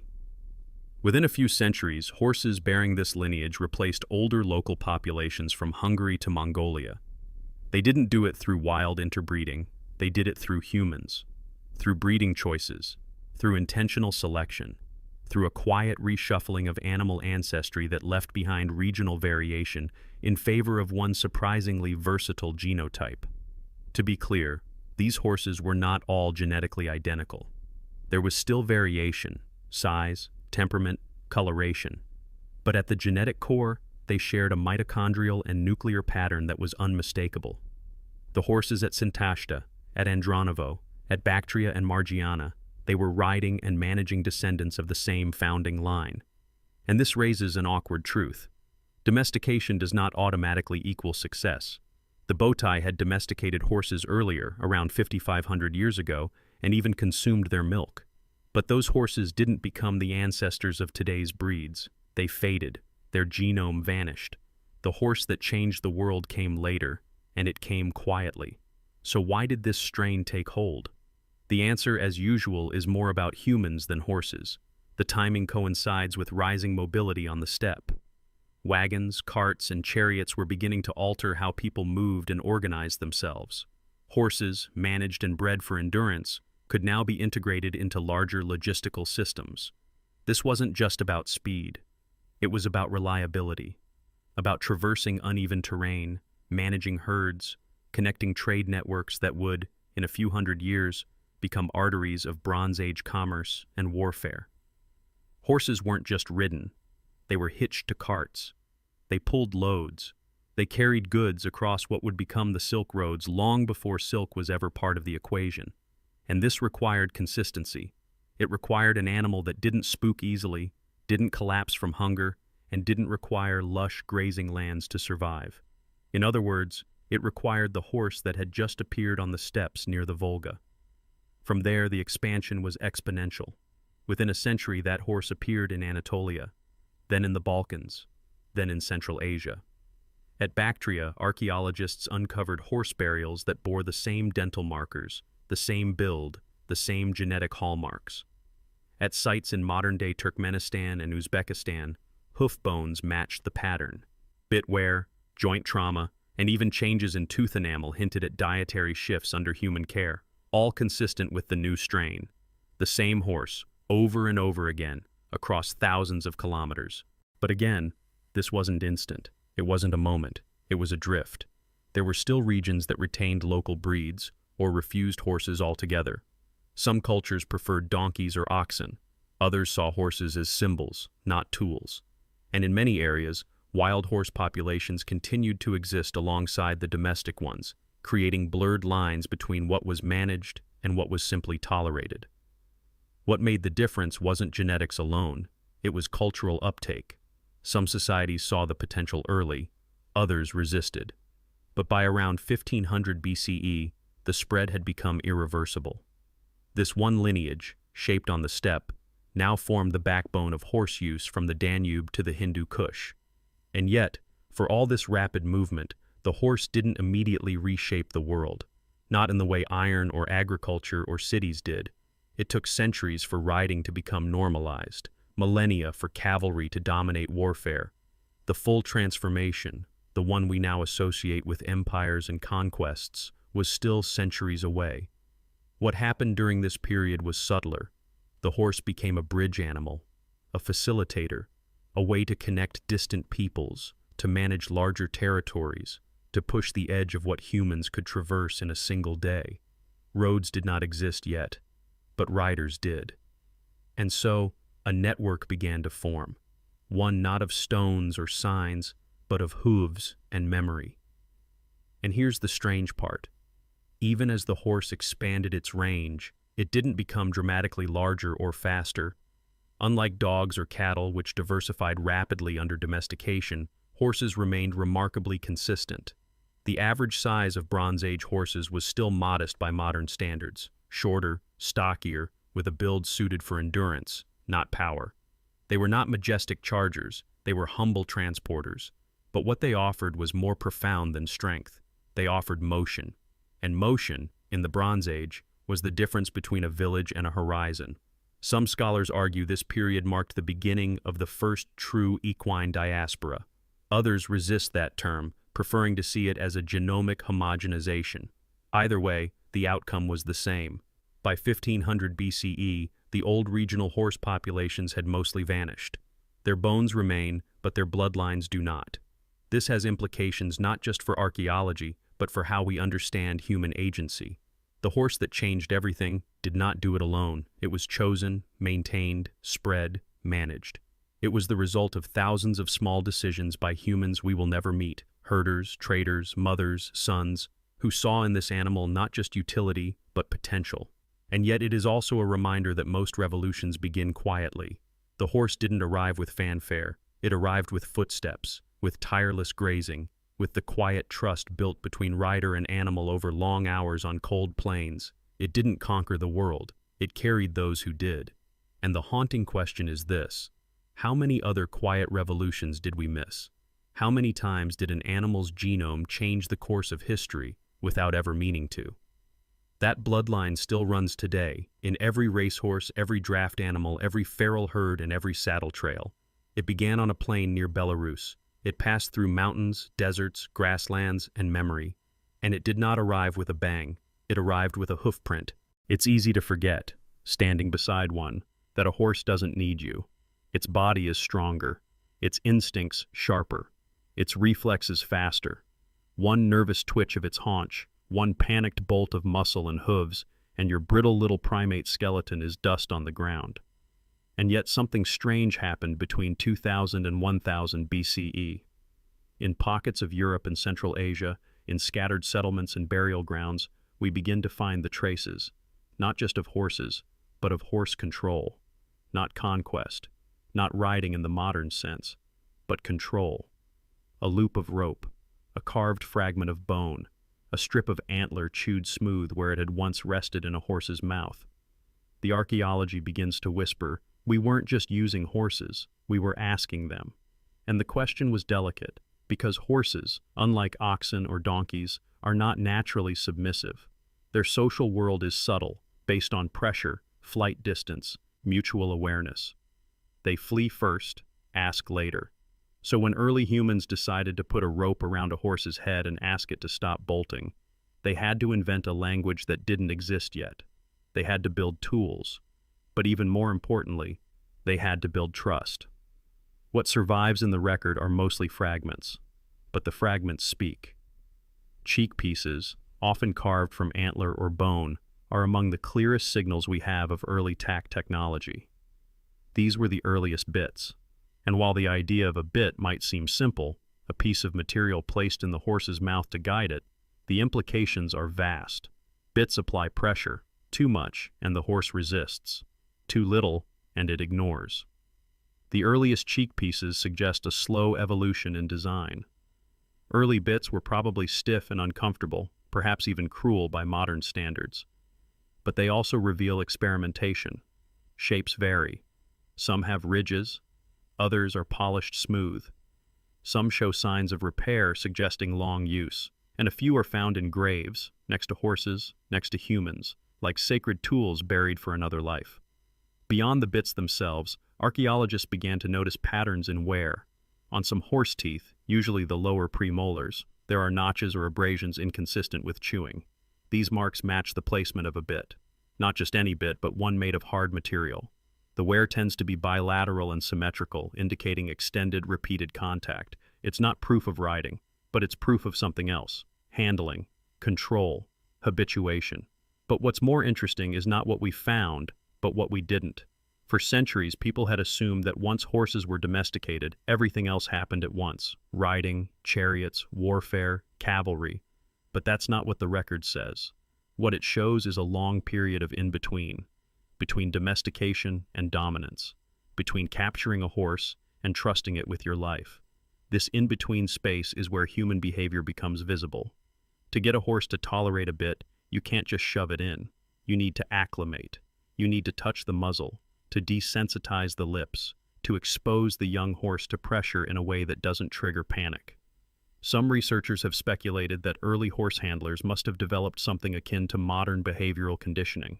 Maybe they used food rewards, maybe gentle voice cues. We don't know. But what we do know is that it worked. The horses complied. They didn't just run, they stayed. The story of reins is even murkier. Leather does not preserve well, so the first reins are invisible to us. But their effects are not. On the bones of ancient riders, especially in the vertebrae and femur, you can see changes, the curvature of the spine, the angle of the hips. Even muscle attachment sites begin to show signs of strain and repetition. These are not dramatic changes, not deformities, just adaptations, signs that some people were spending a great deal of time guiding something powerful with very little leverage. By this period, roughly the Middle to Late Bronze Age, the horse was no longer just an animal among animals. In some societies, it had already taken on a different role, not livestock, not labor, but something more complex, a partner, a status symbol, a creature that conferred identity. In some burials, horses appear alongside high-status males, often adorned or placed in specific orientations.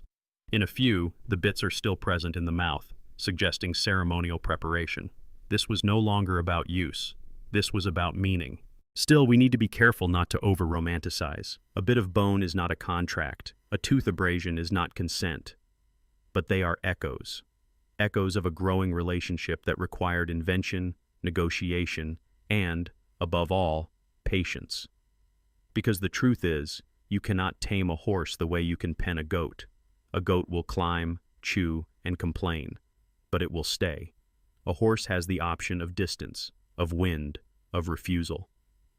To overcome that, early humans had to observe, had to learn the way herd behavior worked. That pressure behind the haunch causes movement. That release of pressure is the reward. That forward ears signal focus. That flared nostrils signal uncertainty. In other words, they had to read the horse as a living system, not a tool, but a subject. Some modern ethologists argue that the key to horse domestication was not control, but relationship. That what began in this period, between 2000 and 1000 BCE, was the first consistent use of what we would now call pressure and release training. Not coercion, but timing. Not dominance, but rhythm. Of course, we can't be sure. These are modern terms, and we have no diaries, no instruction manuals from the Bronze Age. But the bones point toward a shift, a willingness to meet an animal halfway. We should also be clear, not everyone succeeded. Some horses refused, some ran, some probably died in accidents, snapped tethers, bolted across steppe and field. But enough of them stayed. Enough accepted the rein, the loop, the touch. And that acceptance, fragile and conditional, became the foundation of every cavalry charge, every postal route, every field plowed by hooves. Not because the horse was conquered, but because it was convinced. And that is the hardest thing to measure in archaeology. Convincing. Trust. A moment of mutual pause between species that have no common tongue. That moment doesn't fossilize, but its consequences do. This era also saw innovation in harnessing systems. Yokes, traces, and breastbands, tools designed not for riding but for pulling, began to evolve in parallel. Horses were now being asked to do more than move. They were being asked to haul, and this required a completely different kind of tack. The design had to distribute weight evenly. It had to avoid restricting breathing. The early versions were probably inefficient, but slowly they improved. And with them, the horse's role expanded, from partner to engine. In some cultures, horses were no longer just ridden or driven. They were dressed, decorated, plaited manes, dyed tails, ornaments affixed to headgear. Not for warfare, not for racing, but for ritual. It's unclear what these ceremonies meant. Perhaps fertility rites, perhaps funerary processions. But the implication is clear. The horse had become part of the symbolic order of human life. Not just a thing to control, but a being to honor. And yet, for all of this, there's one mystery that lingers. How did early humans know which horse to trust? We don't know. Maybe they didn't. Maybe every colt was a gamble. Maybe the first bond was an accident, a cold night, a trapped foal, a slow blink in a warm barn. But somehow it happened. And once it did, it kept happening. Across valleys, across cultures, across languages, the rain was offered. And enough times, it was accepted. So here we are, thousands of years later, still holding reins, still trusting that something 10 times our weight won't panic, that the ancient agreement still holds. And the haunting question is this: was the horse ever truly ours? Or did we just learn to ask politely? They didn't just ride them, they buried them, carefully. Sometimes side by side with human bodies, sometimes alone but covered in goods, jewelry, harness, and ornamentation that no animal could ever ask for. Sometimes beheaded, sometimes burned, and sometimes left curled at the feet of warriors like a sleeping dog, waiting for a master who would never wake again. By the 2nd millennium BCE, the horse had already crossed into a different category in the human imagination. No longer just a beast of burden or a silent partner in transport, it had become something closer to a bridge, between the living and the dead, between the mortal and the divine, between earth and sky. The archaeological record does not show belief, but it shows what belief leaves behind. Across the Eurasian continent, from the steppes of Central Asia to the river valleys of early Europe, the graves begin to tell a story that cannot be explained by utility alone. Horses were not simply disposed of. They were arranged, positioned, honored. In some sites, they were offered in pairs. In others, yoked to symbolic chariots that would never move again. At Sintashta, in what is now southern Russia, entire horse burials are found alongside weaponry, human remains, and signs of feasting. This was not butchery. This was ritual, and whatever its purpose, it suggests one quiet, eerie thing. Someone believed that a horse could follow a person into death. These are not isolated events. By the late Bronze Age, horse burials appear with increasing regularity in Indo-European cultures. In the Carpathian Basin, the graves of warriors sometimes include the partial remains of horses, skulls, legs, or jaws, positioned near the head or feet of the human body. In Ireland, Denmark, and parts of the Balkans, entire horses were buried in stone-lined pits, sometimes adorned with bronze gear or beads, as if prepared for a journey. In Thrace, the sacrifice of horses at elite funerals became so common that the practice developed its own iconography, horses rearing, descending, or paired with serpents and sun wheels. The horse, in these stories, was no longer just a symbol of status, it was a cosmic vehicle. And yet, the most haunting part of these practices is not the violence. It's the care, the positioning of limbs, the selection of certain horses, often stallions or prized mares, the presence of bits in the mouth, suggesting the animal was dressed before death. The fact that in some cases, humans and horses were buried at the same moment, their deaths synchronized, as if to ensure companionship beyond the veil. It would be easy to dismiss this as cultural theater, some elite performance of wealth. But too many examples point toward something deeper. The horse, it seems, had become sacred. We see this reflected in early mythic systems, even if the written versions came later. The linguistic traces of horse gods and divine steeds ripple across the Proto-Indo-European language family. Reconstructed vocabulary points to a shared root for horse in many Indo-European tongues, and scholars have long noticed the recurrence of equine motifs in early cosmologies. Sun chariots, sky horses, thunder gods with hooves instead of wheels. In the Rig Veda, composed in the 2nd millennium BCE in what is now northern India, the Ashvins, twin horsemen of dawn and healing, ride luminous steeds across the sky, bringing life and medicine. Their very name comes from the Sanskrit ashva, meaning horse. In early Iranian religion, horses are sacred to Mithra, a solar deity associated with contracts, truth, and war. And across Indo-European myth cycles, the image of the sacrificed horse recurs, not as slaughter, but as offering, a life given, not taken.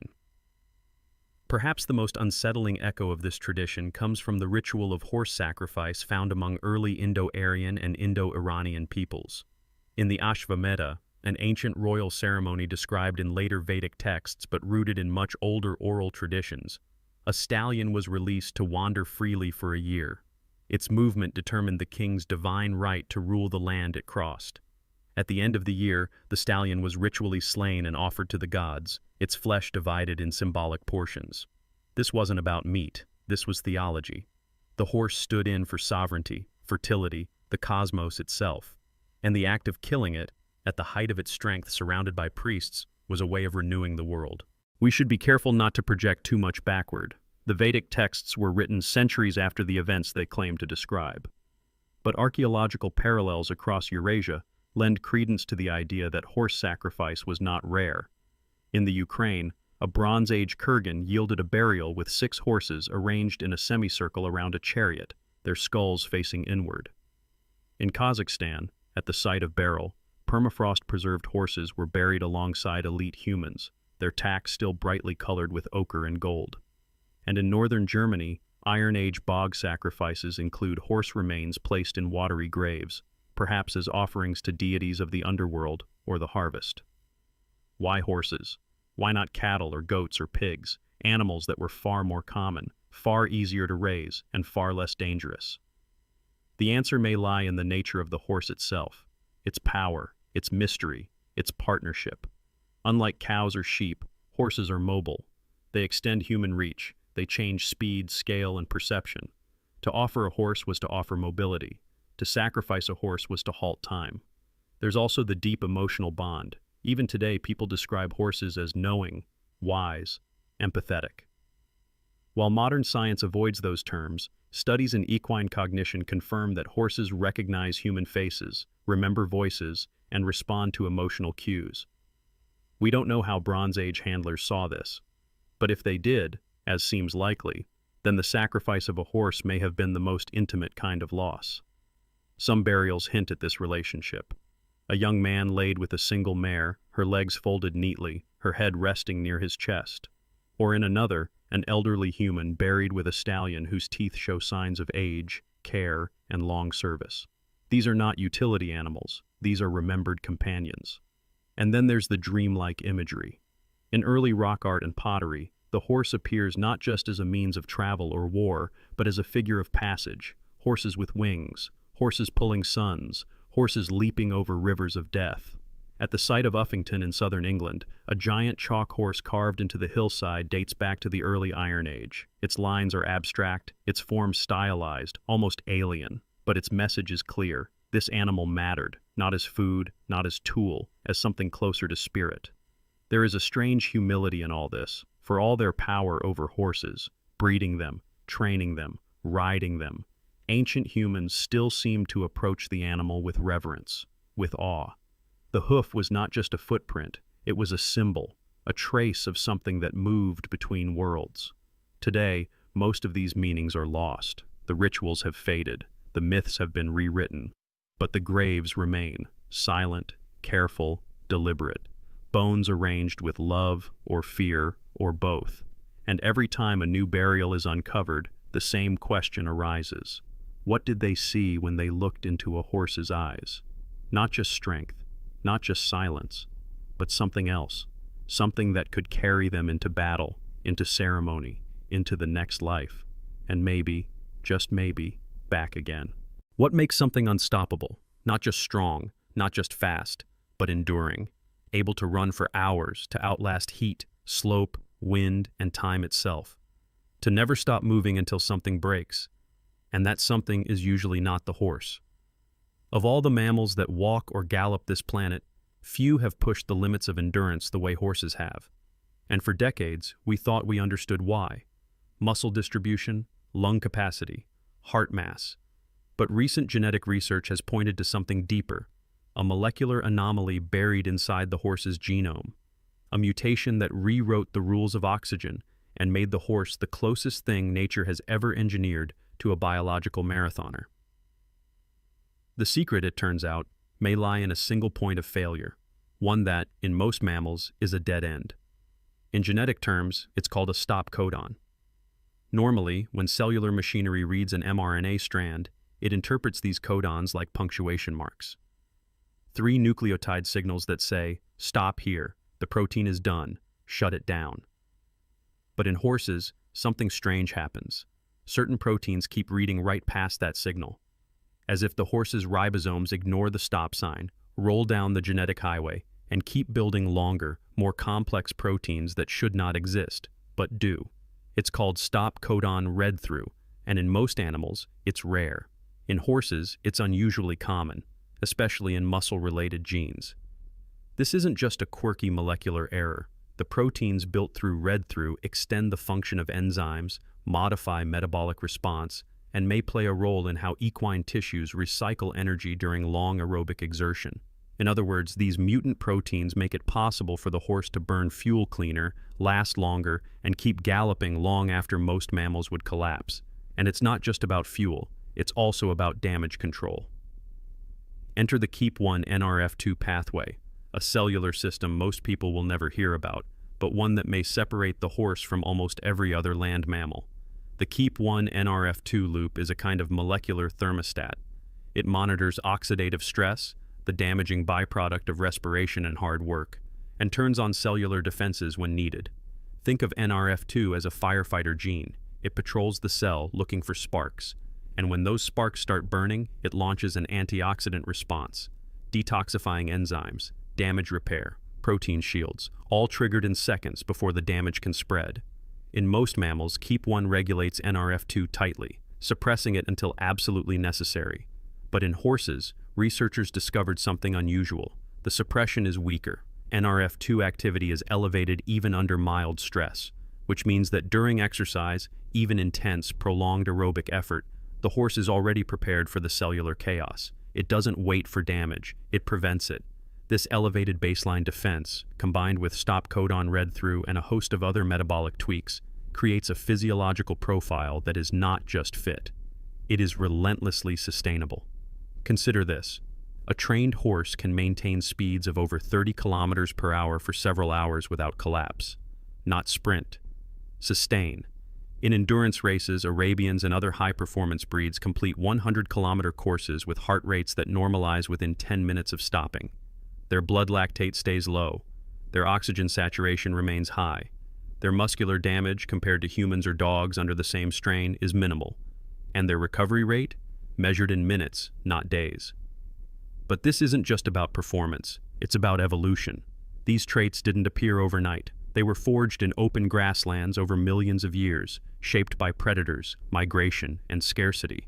A horse that could run far, not just fast, had a better chance of surviving, mating, and passing on its genes. Speed mattered, but endurance mattered more. And so, over time, natural selection didn't just sculpt legs and lungs, it sculpted molecules, gene regulators, enzymatic anomalies, a whole internal chemistry optimized for movement across distance, not destruction. And yet, for all this internal complexity, the horse remains a kind of paradox. Enormous, yet agile. Prone to panic, yet biologically calm under cardiovascular stress. Its heart can weigh up to 5 kilograms, its lungs hold over 50 liters of air, and its stride covers 7 meters at full gallop. But at the microscopic level, its cells operate with a grace and restraint that belies that power. It is not a brute force machine. It is a quiet, efficient engine of motion. Some researchers have proposed that the KEEP1 NRF2 configuration in horses may hold insights for human medicine.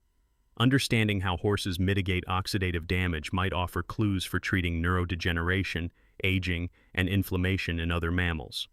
But again, we should be cautious. The horse's genome is the product of a very specific evolutionary gamble, one that other species, including us, never made. Their respiratory tract, for example, is designed for one-way airflow, preventing the kind of back pressure that can limit oxygen uptake in humans. Their spleens release a surge of red blood cells during exercise, temporarily boosting oxygen transport by up to 30%. Their guts are large, flexible fermenters, able to extract nutrients over time without the metabolic spikes that often cripple other endurance animals. In short, they are optimized for the long game. And while most of this was shaped by evolution long before human interference, some of it has since been amplified. Selective breeding has pushed certain traits to extremes, but the baseline, the genetic chassis, so to speak, was already extraordinary. The modern horse didn't become an athlete because of us. It was an athlete long before we noticed. There's a temptation here to romanticize. to say that nature designed the horse for beauty or partnership, but the truth is more humble and more astonishing. Evolution doesn't design, it tinkers. And in the horse, it tinkered brilliantly. It found loopholes in protein expression, rewired stress response, and constructed a physiology so durable that it borders on improbable. Not perfect, not magical, just rare and real. We don't fully understand the implications of the stop codon read-through phenomenon, or why keep one suppression is lower in horses, or how these two mechanisms interact across thousands of other regulatory pathways. That's the honest truth. Genomics opens doors, but most lead into deeper uncertainty. What we do know is this: when you look at a galloping horse, you're watching a mammal that rewrote the rules, not with new limbs or louder lungs, but with quieter genes. And maybe that's the lesson. The most powerful mutations are not always the ones we see. They are the ones that whisper, not shout, that endure, not explode, that allow a body to run across grass, across centuries, across continents, without falling apart. So the next time you wonder how an animal became a symbol of speed, power, and grace, remember this: it wasn't just the muscles, it was the molecules. It wasn't just the bones, it was the mutations. And somewhere deep in the quiet chemistry of cells, a horse became something that could run forever, or at least long enough to make history wonder how. What does it mean to survive history? In biology, survival is not always about being the strongest, fastest, or even best adapted. It's often about being lucky at the right time. It means finding the right niche, avoiding the wrong predator, resisting the wrong virus, and sometimes simply not getting in the way of a glacier. And when it comes to horses, what we call the modern lineage is just that, a lineage. One, singular, dominant, but not inevitable. Because for most of the last 50,000 years, the Earth held many kinds of horses, different shapes, different genes, and many of them didn't make it. Before the world narrowed into what we now call Equus ferus caballus, there was diversity, not just in appearance, but in genetics, in ecological roles, and in evolutionary strategy. The fossil record across Europe and Asia shows a picture more like a thicket than a tree: parallel lineages, hybrid zones, and ghost clades that lived and vanished without leaving a single living descendant. Ancient DNA, extracted from teeth, bones, and sedimentary layers, has slowly begun to reveal this invisible history, and the picture it paints is one of loss as much as of survival. Take, for example, the case of the so-called Iberian lineage. For years, scientists believed the horses of prehistoric Spain and Portugal might have been ancestral to some modern breeds. After all, their bones were everywhere. Their imagery covered Paleolithic cave walls. But then the genome was sequenced, and the results showed something unexpected. These horses were not the ancestors of the horses we ride today. Genetically, they were a distinct population, one that existed for tens of thousands of years across southwestern Europe, and then, at some point, disappeared. The same pattern has now emerged from across the continent, from the steppe, from the Caucasus, from the Danube Valley. Different horse clades, each with their own mitochondrial signatures, their own inherited traits, their own evolutionary histories, all vanished. What we have today, almost universally, is the product of a single genetic takeover. But before that happened, horses were plural. One of the clearest markers of this lost diversity is found in the Y chromosome. In modern horses, the Y chromosome is astonishingly uniform. Nearly all living stallions descend from just a handful of male lines. But ancient horse DNA tells a different story. Up until about 4,000 years ago, there were many Y haplotypes.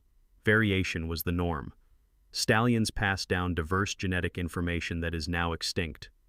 Somewhere between then and now, a bottleneck, likely caused by selective breeding or environmental pressures, wiped out most of those lines. Only a few survived, and those few now dominate the world's horse genome like a monoculture. But not all survivors went on to become ancestors. One horse lineage still walks the earth, but barely. The Przewalski's horse of Mongolia is often called the last truly wild horse. For a long time, it was thought to be the direct ancestor of the domestic horse. But again, the genome corrected us. Przewalski's horse is not ancestral. It is a cousin, a side branch, one that split off from the main lineage perhaps 100,000 years ago and then remained isolated, genetically and ecologically, for millennia. Even that story comes with a twist. In the early 21st century, genomic studies found that Przewalski's horses had interbred with domestic horses at some point in the past few thousand years. So even this wild horse is not genetically pure. There are fragments of domestic ancestry in their blood. But enough of their lineage is distinct that they remain a living fossil, a memory of what horse evolution might have looked like if history had turned out differently. Then there are the true ghosts. Horses whose genomes show up in sediment but whose bones are gone. Horses whose fossils have been mislabeled, misclassified, or never found at all. In places like Siberia and the Tibetan Plateau, researchers have detected ancient DNA fragments belonging to unknown horse clades. Not just earlier versions of modern horses, but separate lines entirely. Lines that did not contribute to today's herds. Their extinction may have been quiet. No cataclysm, just disappearance. A shrinking range, a loss of habitat, or maybe assimilation through hybridization, where one lineage simply gets absorbed, genetically overwritten, until nothing of it remains but a few ghost alleles in a modern genome. This is one of the strange things about evolutionary success. It doesn't always look like growth. Sometimes it looks like simplification. 1,000 parallel stories collapsing into one dominant narrative. It's cleaner, easier to track, but also less rich. We may never fully know what was lost when the ancient horse lineages vanished. We can't interview them. We can only sequence what's left. And yet, that loss teaches us something. It teaches us that domestication is not the whole story, that horses were evolving, diversifying, adapting long before any human put a bit in their mouth or a hand on their mane, that they were regional creatures, shaped by local climates, preyed on by wolves and lions, hunted by archaic humans, and driven by their own evolutionary clock. One study, examining over 200 ancient horse genomes, showed that between 50,000 and 5,000 years ago, horse populations were highly structured. There was gene flow between groups, but also distinct barriers. Mountains, ice sheets, dry corridors. These ecological partitions helped create genetic diversity, but they also set the stage for extinction. When environments changed, during warming events or megafaunal turnover, some lineages had nowhere to go. That's the quiet tragedy of evolution. Success depends not only on fitness, but on geography, timing, and chance. Some horse populations were in the wrong place when the climate shifted. Others may have encountered new predators or diseases. Some may have been hunted too hard by early humans, while others were simply outcompeted by more robust cousins. The genetic evidence is complex. Some extinct horse lineages were isolated for tens of thousands of years. Others were more recent splits, closely related to the modern horse but distinct enough to be called their own. And in a few cases, we can't even tell if a given population was a separate species, a subspecies, or just an unusual variant. Evolution doesn't draw clean lines, it draws gradients. And horses, with their long-range migrations and flexible grazing strategies, seem especially prone to blur them. We often think of extinction as an event, but sometimes it's a drift, a slow genetic erosion, a gradual disappearance of variation, until all that's left is a single surviving story. That's what happened to the horses that didn't make it. They were here, they ran across the same valleys and steppes as their surviving cousins. But they left no descendants.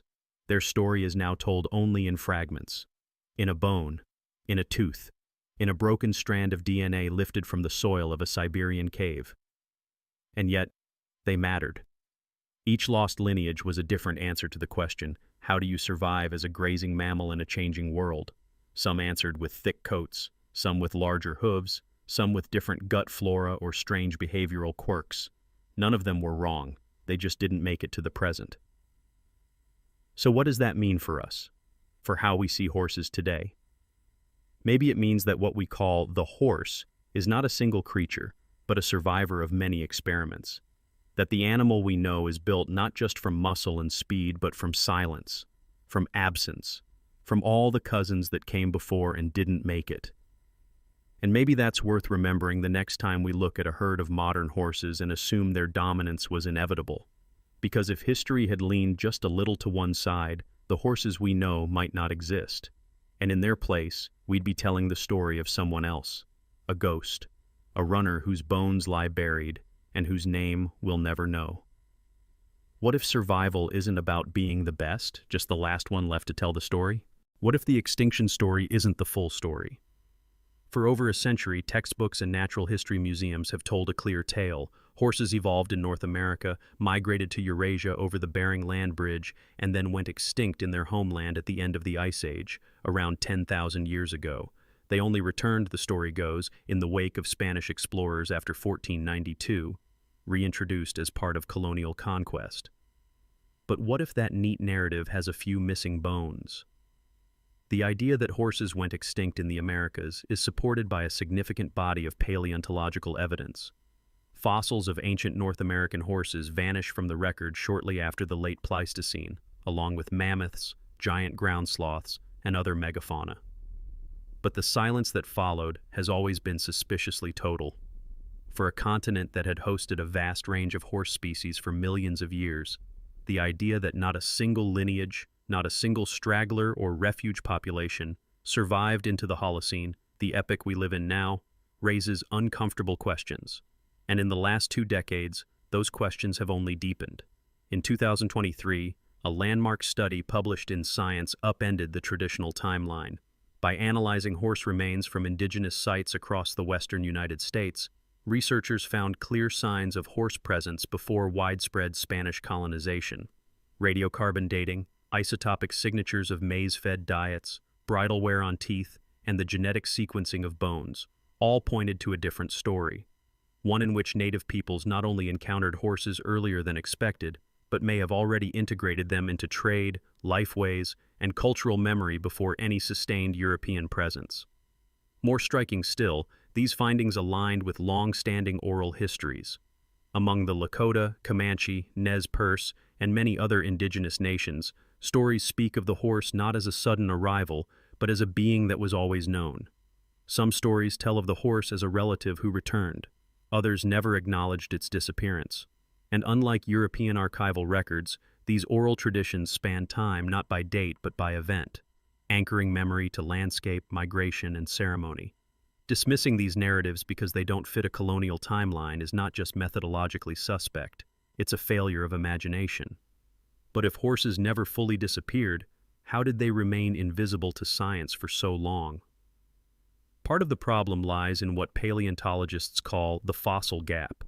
After around 10,000 BCE, the horse bones stop, or more accurately, they become rare, scattered, and difficult to confirm as truly post-extinction. The climate warmed, forests spread, and horse habitat shrank in North America. Combined with low population densities, this would have dramatically reduced fossilization potential. If small populations of wild or semi-wild horses survived in isolated refugia, high plateaus, forest steppe transitions, or areas with poor sediment preservation, they may have simply left no trace we've found yet. And since radiocarbon dating margins for that transition period can blur across centuries, the absence of clear-cut Holocene horse fossils doesn't necessarily prove absolute extinction.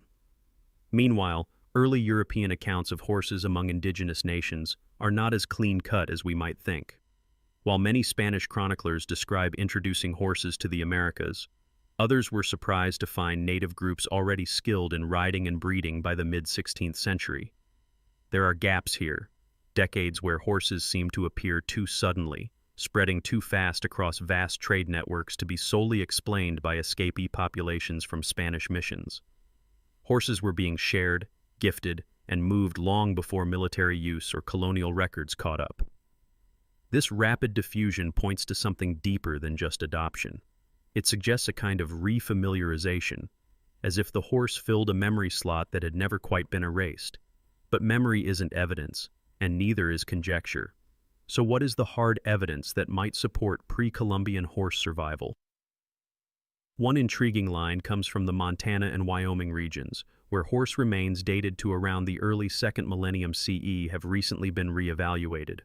While earlier dismissed as intrusive or misdated, a few of these bones now show no signs of contamination and align with cultural layers containing indigenous artifacts. Similarly, Some radiocarbon samples from Western Canadian sites have returned late Holocene dates, just centuries before Spanish contact, raising the possibility of a cryptic horse population that lasted deep into the pre-contact era. Another key piece of the puzzle lies in genetics. Horses introduced by the Spanish had distinct mitochondrial lineages tied to Iberian breeds. Yet some horses found in early indigenous associated sites show slightly divergent markers, not entirely inconsistent with Spanish ancestry, but also not perfectly matched. Could these be remnants of ancient North American stock? Or early hybrid lines shaped by indigenous breeding before formal Spanish control? The data is still emerging, and the samples are few, but the door is no longer shut. Then there's the linguistic trail. Across the Americas, words for horse in many indigenous languages do not derive from Spanish. In Lakota, the word is Shungkawakang, holy dog, or mysterious dog. In Blackfoot, Ponokaomita means elk dog. These are not borrowed words. They are metaphorical constructions, often used for animals long known or reintegrated into cultural frameworks. The metaphor of the dog recurs often, just as it did in ancient Eurasia, when early horses were once described as toe-walking deer or wind dogs. Some scholars argue that these metaphors suggest a re-encounter with a familiar animal, not a foreign one. But even if we set aside the survival hypothesis, the real revelation here is what we missed by believing in a single narrative. For too long, the horse's reappearance in the Americas was framed as a purely European innovation, a gift or tool handed down through conquest. That framing ignored the agency, expertise, and scientific sophistication of indigenous peoples. It ignored the fact that horses weren't just tamed, they were studied, managed, integrated, selected for temperament and mobility.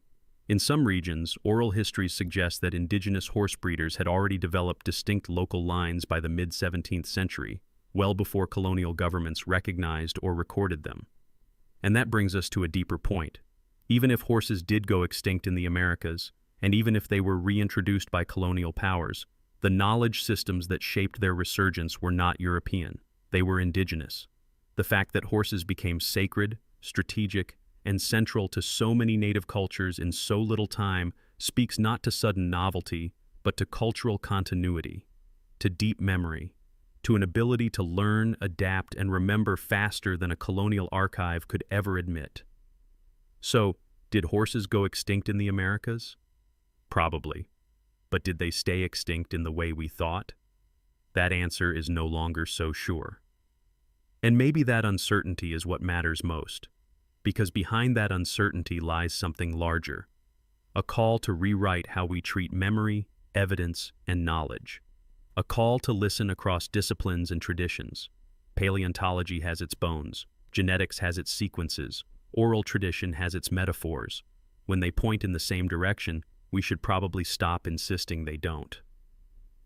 Maybe horses really did vanish from the plains of North America after the glaciers melted. Maybe they didn't. But the fact that we're still discovering new data from under centuries of assumption means we weren't done listening. And if we're lucky, the bones will keep talking. What if extinction isn't always forever? And what if history left a hoof print we just hadn't learned how to see? For over a century, archaeology told a story that skipped a chapter, a big one. If you walked across North America with the textbooks of the early 20th century in your backpack, you'd pass through ancient campsites, river valleys, and burial mounds with confidence that horses didn't belong there before the Spanish. And you'd be wrong, not just in the timeline, but in the assumptions those timelines came wrapped in. Because the story of the horse in the Americas wasn't just written in European ink. It was buried in the soil, etched in enamel, and carried in the memories of native nations who had always said, "We knew them." Between 1500 and 1700 CE, horses were supposedly just beginning to spread across the Great Plains. Escaped from Spanish expeditions, feral herds galloped north and east, or so the story went, where indigenous groups encountered them like some mythical windfall. But this version of events is now being reassembled, slowly, carefully, and with a different toolkit. The new picture is one of deliberate, early, and expert horsekeeping by native peoples, and the clues were under our feet the entire time. Let's start with the bones. In 2023, a team of archaeologists and molecular biologists published findings that would ripple through the field. They reanalyzed horse remains from multiple indigenous archaeological sites across the American West, bones that had been sitting in museum drawers for decades. These remains were long assumed to be intrusive, misdated, or simply discarded as irrelevant to pre-Columbian history. But with new radiocarbon dating techniques, dietary isotope analysis, and micro-wear examination, the bones told a very different story. Some of the horses had lived long enough in indigenous contexts to show signs of local feeding. Their enamel contained carbon isotopes that pointed not to wild forage, but to maize, a plant cultivated extensively by native agricultural societies. Horses don't eat maize in the wild. Someone was feeding them. Other bones showed even more telling signs. Tooth wear patterns consistent with bits, not modern metal ones, but organic materials like rawhide or woven fibers, the kind that wouldn't preserve in the archaeological record, but leave behind subtle grooves where they guided the animal's mouth. These marks are easy to miss and easy to misinterpret, unless you're looking. For most of archaeological history, nobody was. But now, we are. The sites in question were not random hunting camps. They were large, organized settlements, some with long-term occupation layers, trade infrastructure, and established ceremonial spaces. In other words, these were not places where someone might briefly encounter a wandering feral horse. These were communities where animals were raised, managed, integrated, the same way a household keeps dogs, or goats, or stories. And then there's the question of the bridles themselves. Although organic tack materials almost never survive the centuries, their impact does. Horses with asymmetrical tooth wear, lower jaw compression, even subtle reshaping of cranial features in adult animals suggestive of long-term pressure from nosebands or halters. A few juvenile specimens from the early 1600s show even more surprising features: healing leg fractures and signs of stress consistent with training. These are not wild horses. These are animals that lived, broke bones, and were cared for. This is what a domestic relationship looks like, archaeologically. But the most underutilized evidence was never in the ground at all. It was in language and memory. For too long, native oral traditions were treated as myth, beautiful, metaphorical, but irrelevant to hard science. That era is ending. In this new wave of research, indigenous scholars, community elders, and archaeologists are working side by side to interpret not just what the bones say, but what the stories remember. And those stories don't start in 1700, they stretch much further back. Among the Numanu Comanche, oral tradition holds that the horse was not a new arrival, but a being remembered, one that was reintroduced after a period of absence. In Lakota cosmology, the horse is not framed as a colonial tool, but as a sacred relative, a thunder being of its own domain. The continuity of these roles across generations and landscapes suggests something deeper than a recent adoption. These are not metaphors that emerge from the sudden appearance of livestock. They are the kind of metaphors that evolve with kinship. Some of the most compelling data comes from sites on the northern plains. At places like Paloma, Crow Country, and the Yellowstone Basin, horse remains associated with indigenous trade objects, hearths, and longhouse structures have yielded radiocarbon dates from the late 1500s. That's earlier than the traditional window of Spanish introduction, especially given how far these sites are from early colonial centers. The horses didn't just escape, they were guided, bred, fed, named. Even the way horses appear in indigenous art changes how we read their role. Rock art panels from Utah and Wyoming depict horses with riders in scenes that predate official Spanish presence by decades. In some, horses are painted alongside older symbols, star constellations, sacred hunts, ceremonial masks, suggesting not only integration, but cosmological belonging. These are not illustrations of novelty, they are affirmations of relationship. And it is through that lens, relationship, that the science of indigenous horsekeeping becomes something more than correction. It becomes a paradigm shift, because what is domestication, if not a long negotiation between species? And who better to preserve the memory of that negotiation than the people who lived it? To be clear, none of this means we throw out the traditional model entirely. Horses were brought to the Americas by the Spanish. and they did spread rapidly in some areas through colonial contact zones. But the binary model, extinction, then reintroduction, no longer fits the evidence. It flattens what was clearly a complex, multi-sourced and multi-storied event. In some regions, horses arrived through European trade. In others, they may have been re-encountered after surviving in ecological shadows. And in still others, they were recognized not as newcomers, but as the return of something ancient. What makes this chapter of the horse's story so vital is not just the updated dates, or the new wear patterns, or the isotope curves. It's the realization that science works best when it listens, to people, to landscapes, to silence. The best archaeologists today are not only using better tools, they're asking better questions. And sometimes those questions come from elders who never stopped telling the stories, even when no one in the academy was listening. So how did we miss centuries of horse history right under our boots? Because we were standing on the evidence but not grounded in it. Maybe the bigger question now is this: what else have we forgotten? Not because it was gone, but because we refused to believe it could still be there.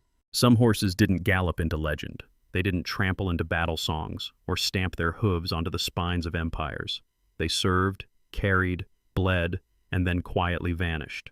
No statues, no bloodlines, just fossils, fragments, and sometimes the faint outline of a name on a clay tablet. This is the story of the horses that built ancient civilizations and then disappeared from history. From 1000 BCE to 1000 CE, horses were woven into the very infrastructure of ancient power. Across the Mediterranean, through the kingdoms of the Near East, and into the imperial heartlands of East Asia, horses were bred not for beauty, but for utility. For speed, yes, but also for temperament, terrain, and even tax code. These horses were built to match the demands of empire. And empires, as it turns out, are forgetful creatures. Let's begin in the shadow of the Hittites. By around 1000 BCE, the Hittite Empire was gone, but just centuries before, its military engine had been fueled by one of the most advanced horse training cultures in the ancient world. In fact, one of the oldest surviving manuals on horse training comes from a Hittite horsemaster named Kekuli, dating to around 1300 BCE. Written in cuneiform and preserved on clay tablets, Kekuli's text doesn't just talk about feeding and conditioning. It outlines a structured, multi-week training regimen that included rest periods, intervals, even specific water rations. These weren't wild horses being yoked. These were specialized animals, bred for the tight, deadly choreography of the chariot. The Hittite warhorse likely wasn't massive.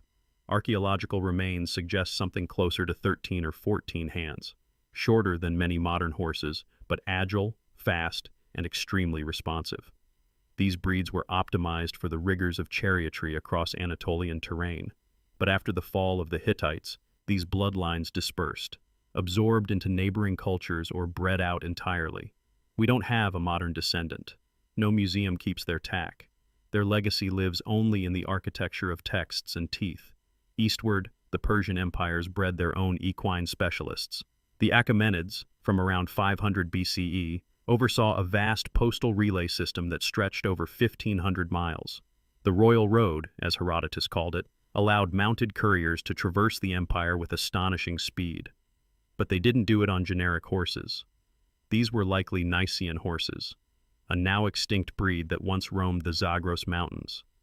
Described by Greek historians as tall, muscular, and proud-necked, the Nicean horse was a symbol of imperial prestige. Persian kings were often painted riding them. Their manes were thick, their hooves were hard, and their disappearance is almost total. No confirmed modern breed traces directly back to the Nicean horse. Genetic data is absent. The bones, when found, are hard to distinguish from other regional equids, but historical accounts, from Xenophon to Strabo, consistently note their unique stature and ceremonial importance. In some royal processions, entire teams of Nicean horses were sacrificed to accompany kings into the afterlife. The horses may be gone. The rituals remain carved into stone. Farther east, under the Han Dynasty in China, horses weren't just animals. They were military assets and spiritual symbols. Between 200 BCE and 200 CE, the Han expanded deep into Central Asia, in part to secure access to a powerful foreign horse known as the Heavenly Horse, or Tianma.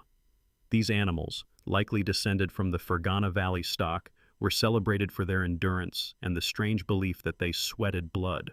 Today we understand this was likely due to a skin parasite, Parafilaria multipapulosa, which caused subcutaneous bleeding during intense exertion. But at the time, it marked them as divine, and the Han court wanted them badly. The War of the Heavenly Horses, fought between 104 and 101 BCE, was launched for the express purpose of acquiring these animals. The Han sent armies, ambassadors, and eventually caravans of gold to secure the breed. Once acquired, these horses reshaped the Han cavalry, enabling deeper expansion, more flexible maneuvers, and symbolic dominance over the steppes. But like so many purpose-bred creatures, the heavenly horses eventually disappeared into the mix. They were crossed, consumed, lost in famine, or folded into new military lines. No modern breed claims their pure lineage. What survives is their story, etched into bronze mirrors and scrolls, depicted in the tombs of generals who rode them into both legend and mortality. Meanwhile, in the Roman world, horses were defined more by function than breed. The Romans were meticulous record keepers, but curiously vague about their horses. They didn't maintain formal breeding registries like modern stud books. Instead, they divided horses into categories: desultorii for acrobats, caracale for battle, and cursus publicus for government transport. Archaeological remains from Roman cavalry forts in Britain and Gaul show a mix of horse types, some under 13 hands, built for nimbleness, others closer to 15, used for shock force and long-distance travel. None resemble the towering war horses of later medieval myth. These were compact, utilitarian animals, and they too are largely gone. Roman horses didn't make it into the modern age as breeds. Instead, they left echoes in local land races, small regional horse types in Spain, North Africa, or the Balkans, whose origins are tangled in centuries of genetic drift. We can sometimes see their influence in the gait or stamina of Iberian horses, but the pure Roman type? Lost. Even the art of the ancient world tends to forget the horses it rode. Greek vases depict graceful, high-stepping horses, their manes tightly cropped, their posture stiffly formal. But these images aren't portraits, they're ideals. Statues of Roman emperors astride horses rarely get the animal's anatomy right, and Chinese tomb figurines, while striking, often exaggerate for symbolic effect. The physical, breathing horses, the ones who carried armies, plowed imperial fields, ferried poets and merchants through every imaginable weather, were rarely remembered for themselves. And yet they shaped everything. They carried messages that shifted borders. They pulled carts full of grain, soldiers, taxes, and scrolls. They were the engines of empire, not fossil-fueled, but blood-fed, sweat-slicked, and deeply mortal. Their bones are scattered across the ruins of 1,000 cities whose names we still pronounce. But the horses? We barely recall them. There is a strange silence in the archaeological record when it comes to breeds. We often know that horses were used, sometimes even how, but rarely which. The obsession with breeds is a modern one, a byproduct of industrial-era standardization, national stud books, and eugenics-infused pedigree culture. In the ancient world, horses were sorted by use, not by papers. That makes the science harder, but it also makes the story more honest. These weren't purebred icons, they were survivors. And perhaps that's what makes their erasure feel so poignant. Because they weren't anonymous in their own time, they had names, rituals, preferences. Some were fast and reckless, others steady and slow. They had injuries and personalities. They knew how to follow a path without reins. They bore emperors and grain. They were painted into battle scenes and buried beneath altars. And then they vanished, not from the earth, but from memory. We don't know what happened to the Hittite war horse, or the Nicaean charger, or the heavenly horse of Fergana. Maybe they were bred out. Maybe they died off. Maybe their genes still ripple faintly through some Mongolian steppe pony or Iberian mustang. Maybe. But here's the question that haunts the archaeologist. What else are we riding today that we didn't know we inherited? Not every legacy is written in stone. Some legacies have hooves, and some are walking away while we're still arguing about where they began. Empires disagree about gods. They disagree about kings, borders, tax, and truth. But for over 2,000 years, from the Bronze Age to the last breath of the medieval world, there was one thing they all agreed on. If you want to take land, hold land, or defend land, you need horses. Not because horses were faster than people, not because they were stronger than oxen, but because they were the only animal willing to go to war with us, again and again and again. It's easy to forget how late the horse arrived in human military history. For tens of thousands of years we fought on foot. Spears, axes, formations, walls, all calculated with 2 legs in mind. But something changed in the 2nd millennium BCE. Not suddenly, not all at once, but slowly, deliberately, painfully. Humans began rewriting their bodies around the horse. Saddles hardened our hips. Reins shortened our tendons. Armor bent to the spine of something that didn't evolve to carry our weight, yet somehow did it anyway. By 1000 BCE, horses had become an extension of state power. Assyria rode them, Persia bred them, Egypt engraved them on tomb walls, and China built entire border strategies around them. From the Hungarian plain to the Indus Valley, the horse wasn't just a mode of transport. It was the logic of conquest. This wasn't inevitable. It took centuries of trial and error to turn horses into war machines. Not every horse could do it. You needed the right temperament, the right build, and the right training. But the real trick, the thing that made horses different from camels, elephants, or even dogs, was feedback. Horses learned to respond to us in motion. They anticipated pressure. They corrected for balance. They tolerated noise. And most hauntingly, they followed. When Alexander the Great crossed into Asia in the late 4th century BCE, his cavalry wasn't just fast, it was intimate. Riders formed lifelong bonds with their mounts. Many slept beside them, groomed them with oils, whispered to them before battle. The death of a horse wasn't just a tactical loss, it was a wound. We know this because so many tombs from the Hellenistic world contain horses buried beside their riders, often adorned with bridles, beads, or tokens of honor. You do not bury a tool like that, you bury a companion. But horses were also expendable. Every empire knew it. War horse mortality was staggering. In battle, horses were targets, not just for arrows, but for panic. If a horse broke formation or bolted, it could take 20 men with it. So we bred them not just for speed, but for obedience. We selected for fear thresholds, muscle memory, the capacity to override instinct. It worked, and it didn't. At the Battle of Gaugamela in 331 BCE, Alexander's horses faced war elephants and Persian scythe chariots. They charged anyway, and then they collapsed. Archaeological surveys from battlefields across the Eurasian steppe show high densities of horse remains, not just leg bones and teeth, but full skeletons, often found alongside human riders, crushed beneath bronze gear.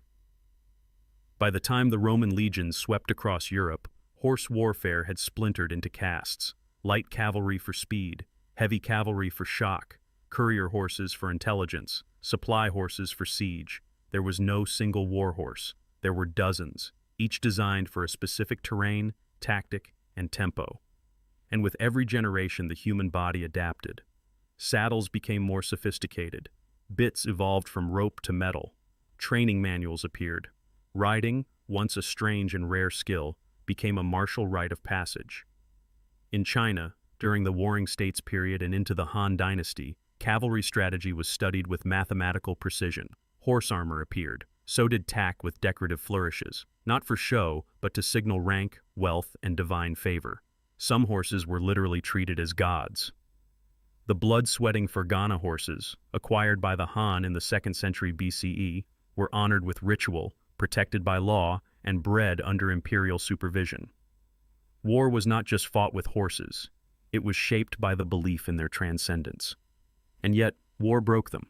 Veterinary archaeology is a brutal science. Ancient horse skeletons show chronic strain, spinal compression, tooth wear from harsh bits, pathologies from overwork, lameness, malnutrition. Horses were often pushed beyond their physiological limits, not because humans were cruel, though they sometimes were, but because the machinery of empire required it. Horses that survived campaigns were often retired early. Others were killed ritually or eaten. War didn't just use horses, it consumed them. Some ancient sources recognize this. In the Mahabharata, the Indian epic composed between 400 BCE and 400 CE, war horses are not just described, they're mourned. The death of a great horse is portrayed with as much gravity as that of a hero. The charioteer weeps, the sky darkens. It is a small reminder that even in myth, we knew we were asking too much, and yet we kept asking. By the time of the Parthians, cavalry tactics had become a kind of science. The famous Parthian shot, turning to shoot backward while riding away, required an incredible degree of coordination between rider and mount. This wasn't just horse and human. This was choreography, mutual trust at speed. A misstep killed both. Later, in the early Sasanian Empire, heavy cavalry became the gold standard of imperial warfare. Cataphracts, riders and horses both covered in armor, thundered across battlefields from the Levant to the Indus. Their arrival could shatter formations, demoralize enemies, and decide battles before infantry even engaged. These weren't just soldiers, they were symbols, horse and rider as one. But even as cavalry evolved, the limits of horse-based warfare began to show. Terrain mattered. In mountainous regions or dense forests, horses lost their advantage. Supply lines were fragile. Horses needed food, water, rest, and when bred for war, they often required specialized care. You couldn't just replace a war horse with a mule. The genetics didn't translate. Neither did the training. In this way, the horse became a logistical bottleneck. It made victory possible, but also made failure catastrophic. Still, no empire gave them up. The Byzantines maintained complex cavalry divisions well into the first millennium CE. The Sasanians and their successors kept breeding war horses into the Islamic Golden Age. In India, horse imports became a national security issue. Horses were bred locally, but many kingdoms relied on foreign stock from Arabia, Central Asia, and even Southeast Asia to replenish their armies. Whole economies grew around horse trade, not just animals, but bloodlines, breeding manuals, and veterinary medicine. Because to lose horses meant to lose mobility, and to lose mobility meant to lose territory. By the time of the early Turkic Khaganates in Central Asia, the link between horses and empire had become inseparable. Some nomadic cultures had more horses than people. Children learned to ride before they could walk steadily. Every tool, every bag, every bow was designed for life on horseback. Warfare wasn't something that involved horses, it was something that assumed them. What's striking in retrospect is how little changed across 2,000 years. From Assyria to Armenia, Han to Huns, Rome to Rajasthan, the principles remained the same. Breeding for endurance, training for obedience, riding for dominance, and dying, often, together. There was no alternative. The horse was the fastest thing a human could touch without wind or sails. It expanded our maps, it tightened our timelines, it compressed distances that once took weeks into days. It gave emperors range, it gave generals precision, and it gave soldiers hope, because to ride into battle was, at least for a moment, to believe that momentum could be controlled. But momentum has a cost. We bred horses for our needs, not theirs. We selected for compliance, not autonomy. We asked them to ignore fear, override pain, and follow us into chaos. And they did. That is perhaps the most disturbing part. They did.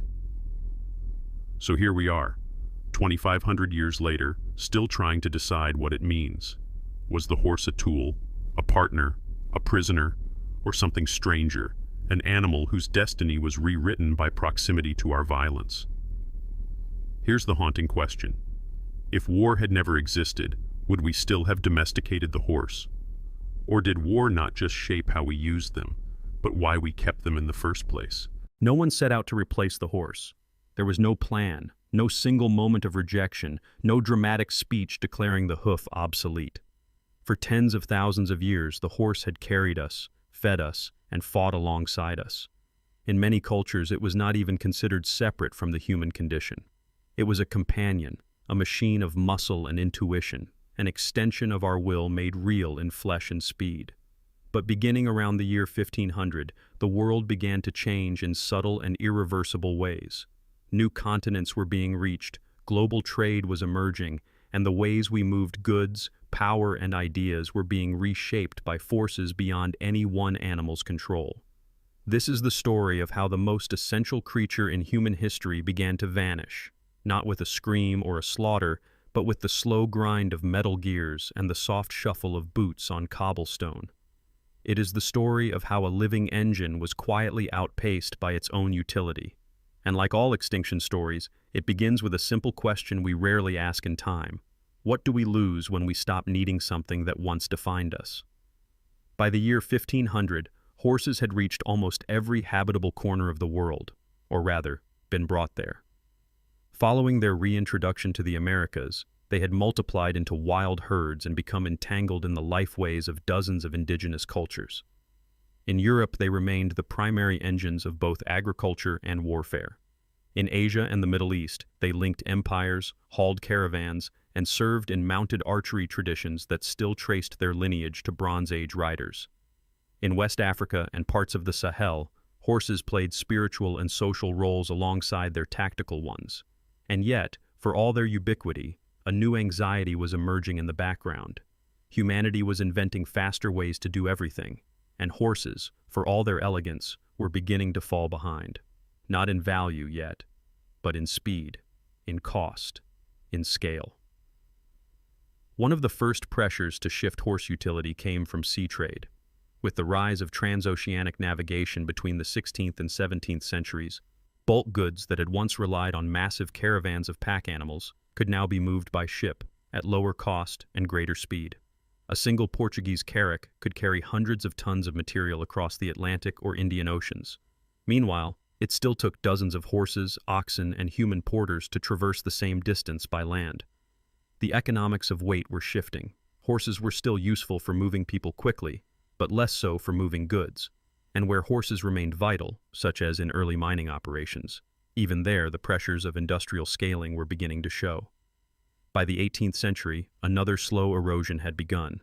Across Europe, early mechanical experiments in pumping water, grinding grain, and lifting loads began to replace horse-drawn mills with stationary engines. Some of these were powered by wind or water, but increasingly, coal was being fed into furnaces to create steam. By the middle of the century, James Watt had patented a steam engine capable of converting energy with far greater efficiency than any horse. The horsepower metric itself was invented as a marketing gimmick to explain to skeptical clients just how many horses could be replaced by one hissing, clanking machine. The fact that we still measure engines in horses today is one of the most quietly poetic reminders of their fall. But steam was not just staying in factories, it was beginning to move. In 1769, Nicolas Joseph Cugnot built a three-wheeled steam-powered cart in France that could transport heavy artillery, albeit not very well. By the early 1800s, Richard Trevithick and George Stephenson were building the first rail locomotives. These machines were clumsy, loud, and required vast infrastructure, but they could pull dozens of carts at once over long distances without ever stopping for oats or rest. Railways began to link cities, mines, ports, and horses, once the supreme long-distance movers of everything from textiles to tea, were suddenly trapped on the periphery. They still carried wagons to rail depots, they still delivered to homes, but they were no longer the arteries, they were capillaries. The mechanical bloodstream of the New World was no longer fed by flesh, and yet, horses were not gone. In cities, they multiplied. For every factory that required faster transport, there were still thousands of bakeries, dairies, fire brigades, and postal routes that needed horses daily. In New York City alone, by the late 19th century, over 100,000 horses were in regular use. Each horse produced between 15 and 30 pounds of manure per day. The great horse manure crisis of the 1890s, often exaggerated but grounded in real problems, reflected an urban infrastructure being pushed to its biological limits. Stables became overcrowded. Disease ran rampant, accidents were common, dead horses sometimes remained on the streets for days. Some cities turned to underground tram systems to alleviate pressure. Others introduced early electric trolleys. But none could quite replace the horse. Not yet.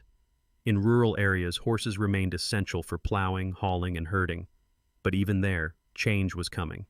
The advent of mechanical reapers, seed drills, and threshers meant that human labor and equine labor could be replaced by machines. The first internal combustion tractors were introduced in the late 19th century. Their cost and complexity kept them rare at first, but they didn't get tired, they didn't need shelter, and they didn't die of colic in the middle of harvest season. Bit by bit, machines began to eat into the last economic strongholds of the horse. But perhaps the greatest shift was not technological, it was emotional. For most of human history, horses had been seen as extensions of nature, powerful, unpredictable, alive. But as machines began to outperform them, a curious reversal took place. Horses began to be romanticized. No one wrote poems about steam engines. But horses filled the pages of novels, paintings, and national epics. The image of the noble steed, the tireless mount, the loyal warhorse, these were not fading. They were multiplying, even as the real animals declined. In cultures from Britain to Japan, the horse became a symbol of a purer past. The very fact that it was no longer central made it emotionally central. Horses began to mean something. They became nostalgia in motion. By the year 1890, global horse populations had peaked in many industrial regions and were beginning to decline. Not because people stopped loving horses, but because their economic function had finally been outcompeted on almost every front. The animals that had once pulled our carts, carried our messages, plowed our fields, and marched with our armies were no longer needed in the same way. Their presence lingered, of course, but they were no longer essential. They were optional. And that is perhaps the strangest fate for any species that once lived in partnership with us. Oblivion is common. Extinction is, in evolutionary terms, almost guaranteed. But obsolescence is rare. To no longer be needed, not because you are weak or fragile, but because the world has moved on without you, is a kind of existential exile. Horses were not forgotten. They were remembered too well, and that memory began to outshine their reality. So when exactly did horses stop being necessary? Was it the invention of the railway, the rise of the combustion engine, the growth of factory farms, the spread of electric streetcars? Or was it something quieter, a shift in how we thought about speed, efficiency, and control, a change in what we thought animals were for?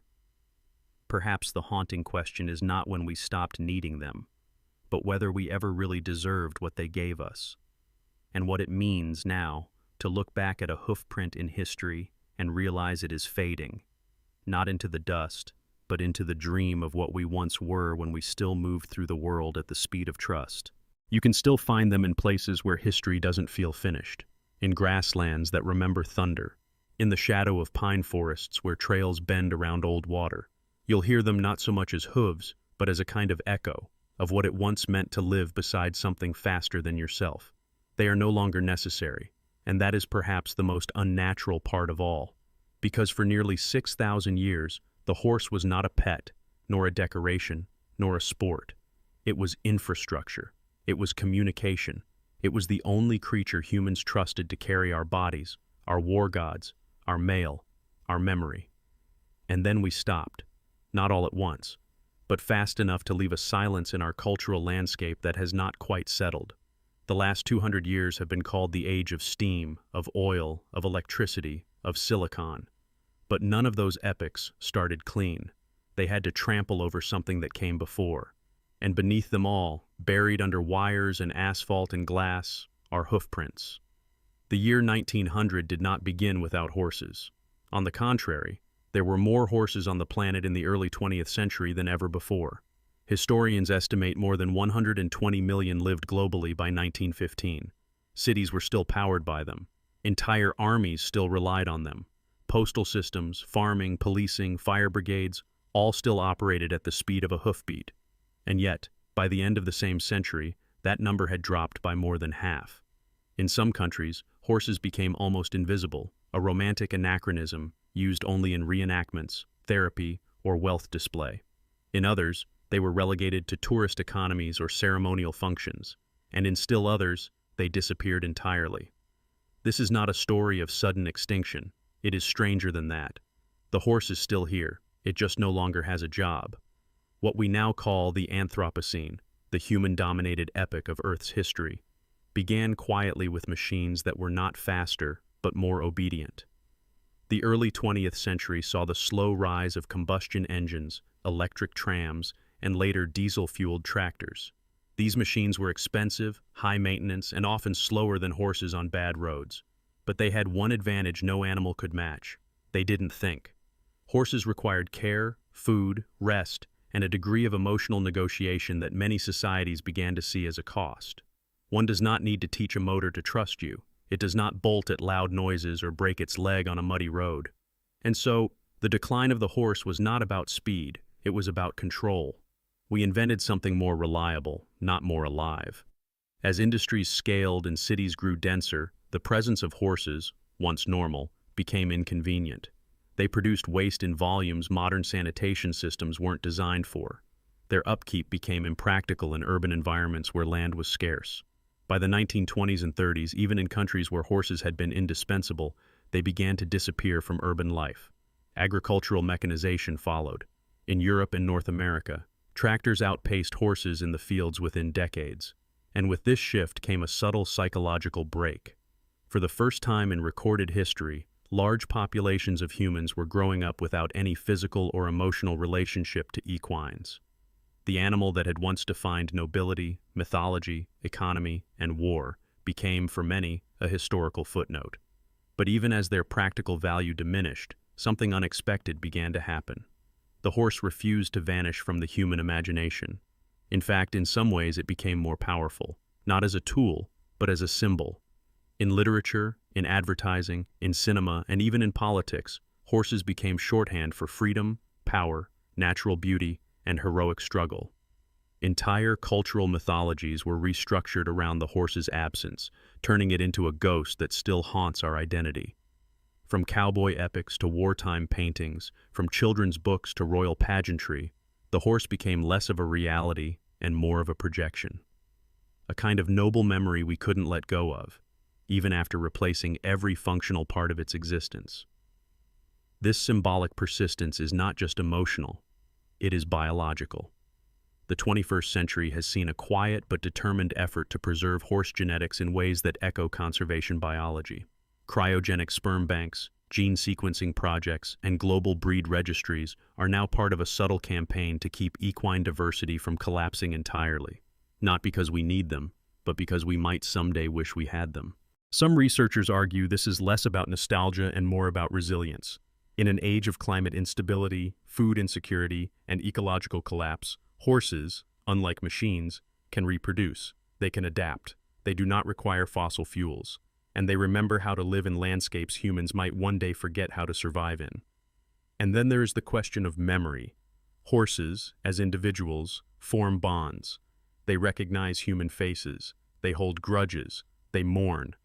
In cultures where horses are still used daily, in Mongolia, in parts of Central Asia, in some indigenous communities, they are not seen as pets or property, but as kin. And for those cultures, the idea that horses are obsolete would make no sense. They are not obsolete. They are continuous. The split between utility and symbolism is not global. It is uneven. And it says as much about the changing nature of human society as it does about horses themselves. In some parts of the world, the hoofprint is still fresh. In others, it is fossilized. The horse has survived many human projects. It survived being hunted, being bred into submission, being shipped across oceans, being painted as divine, being slaughtered for meat, being abandoned for metal. And it has adapted, not by changing what it is, but by changing what it means. That flexibility is rare. Few species can shift from infrastructure to icon without going extinct. The horse did not. And that may be the most extraordinary part of its evolutionary journey. It is not just the animal that carried us. It is the animal that changed shape in our minds while staying the same in its body. Today, the horse lives in a strange tension between memory and motion.